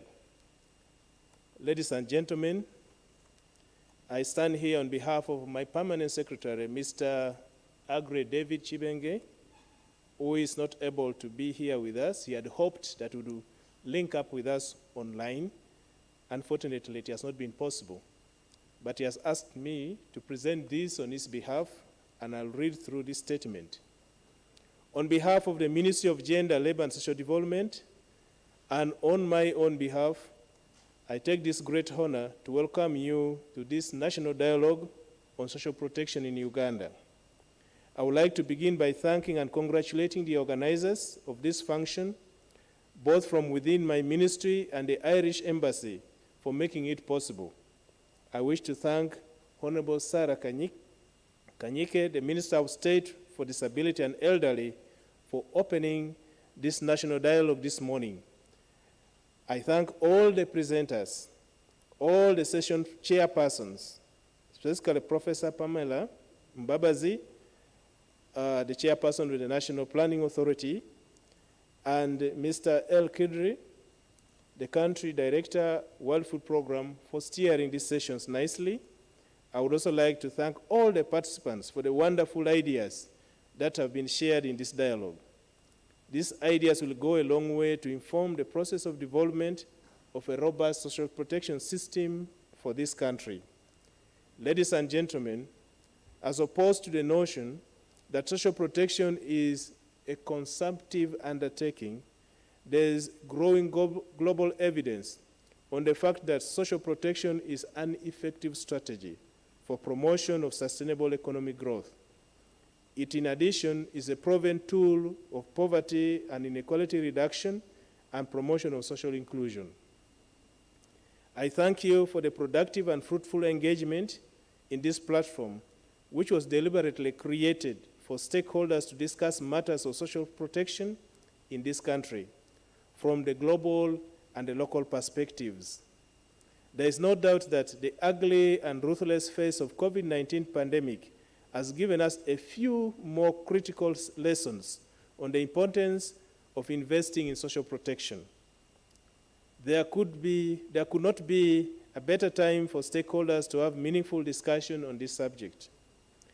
The National Social Protection Policy 2015 provides the framework for implementation of social protection interventions in Uganda. The policy defines social protection as public and private interventions to address risks and vulnerabilities that expose individuals to income insecurity and social deprivation, leading to undignified lives. It is therefore clear that the implementation of the National Social Protection Policy is a shared responsibility among government ministries, the private sector, and non-state actors. The government of Uganda, through the Ministry of Gender, Labor and Social Development, is committed to developing a comprehensive social protection system as a critical part of the national development strategy. The ministry will ensure that this process is evidence-based. This calls for effective collaboration between government and the research institutions. In line with this, the ministry, with support from various development partners, including the World Bank, the Department for International Development, as it was formerly known, now Foreign Commonwealth Development Office, FCDO, the Irish Aid, UNICEF, and World Food Programme, undertook a national review of the social protection subsector in the year 2019. We are happy that we witnessed today the launch of this report by Honorable Minister of State for Disability and Elderly in the Ministry of Gender, Labour and Social Development. The National Social Protection Subsector Review 2019 clearly articulates the challenges and recommendations for Uganda's long-term socioeconomic transformation as envisaged in the Vision 2040. It reveals that persistent poverty and high levels of vulnerability means that many families are unable to sufficiently invest in proper nourishment, health care, and education of their children. The report further outlines a clear set of policy options for addressing the social protection challenges, particularly through a comprehensive social protection system that directly addresses income insecurity and related financial constraints to accessing critical services among low-income households. The National Development Plan 3 provides a great opportunity under the Human Capital Development Program to scale up social protection services in the country over the next 10 years. Government will continue to put effort in expanding the coverage and scope of social protection services in both the formal and informal sectors. More resources will be required through the national budget and alternative financing mechanisms to address the growing social protection needs in the country. As I conclude, ladies and gentlemen, I would like to thank every one of you once again for the tremendous contributions that you have made in this social protection dialogue. It is time well spent, in my view, and I wish to urge you to keep this discussion going in order to strengthen the social protection system in Uganda. I now have the honor and privilege, on behalf of the PS once again, to declare this dialogue, instead of closed, adjourned, because it's continuing. Thank you very much. May God bless all of you.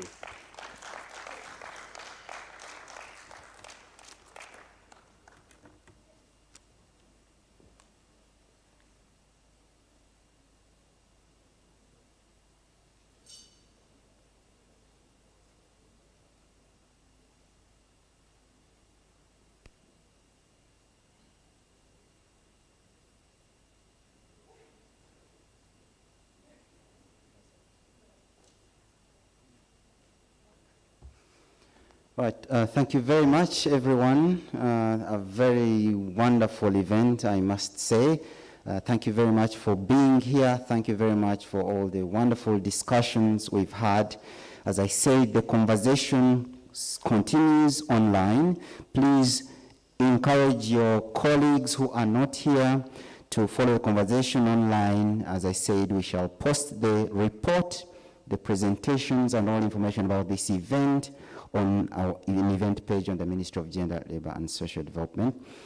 I want to thank in a special way our service providers, Apt Media, for a wonderful job, to thank Shetty Photo for printing our report just in time, and for all the great event we've had here. So thank you very much. Thank you very much, Kampala Serena. We've totally enjoyed the breakfast.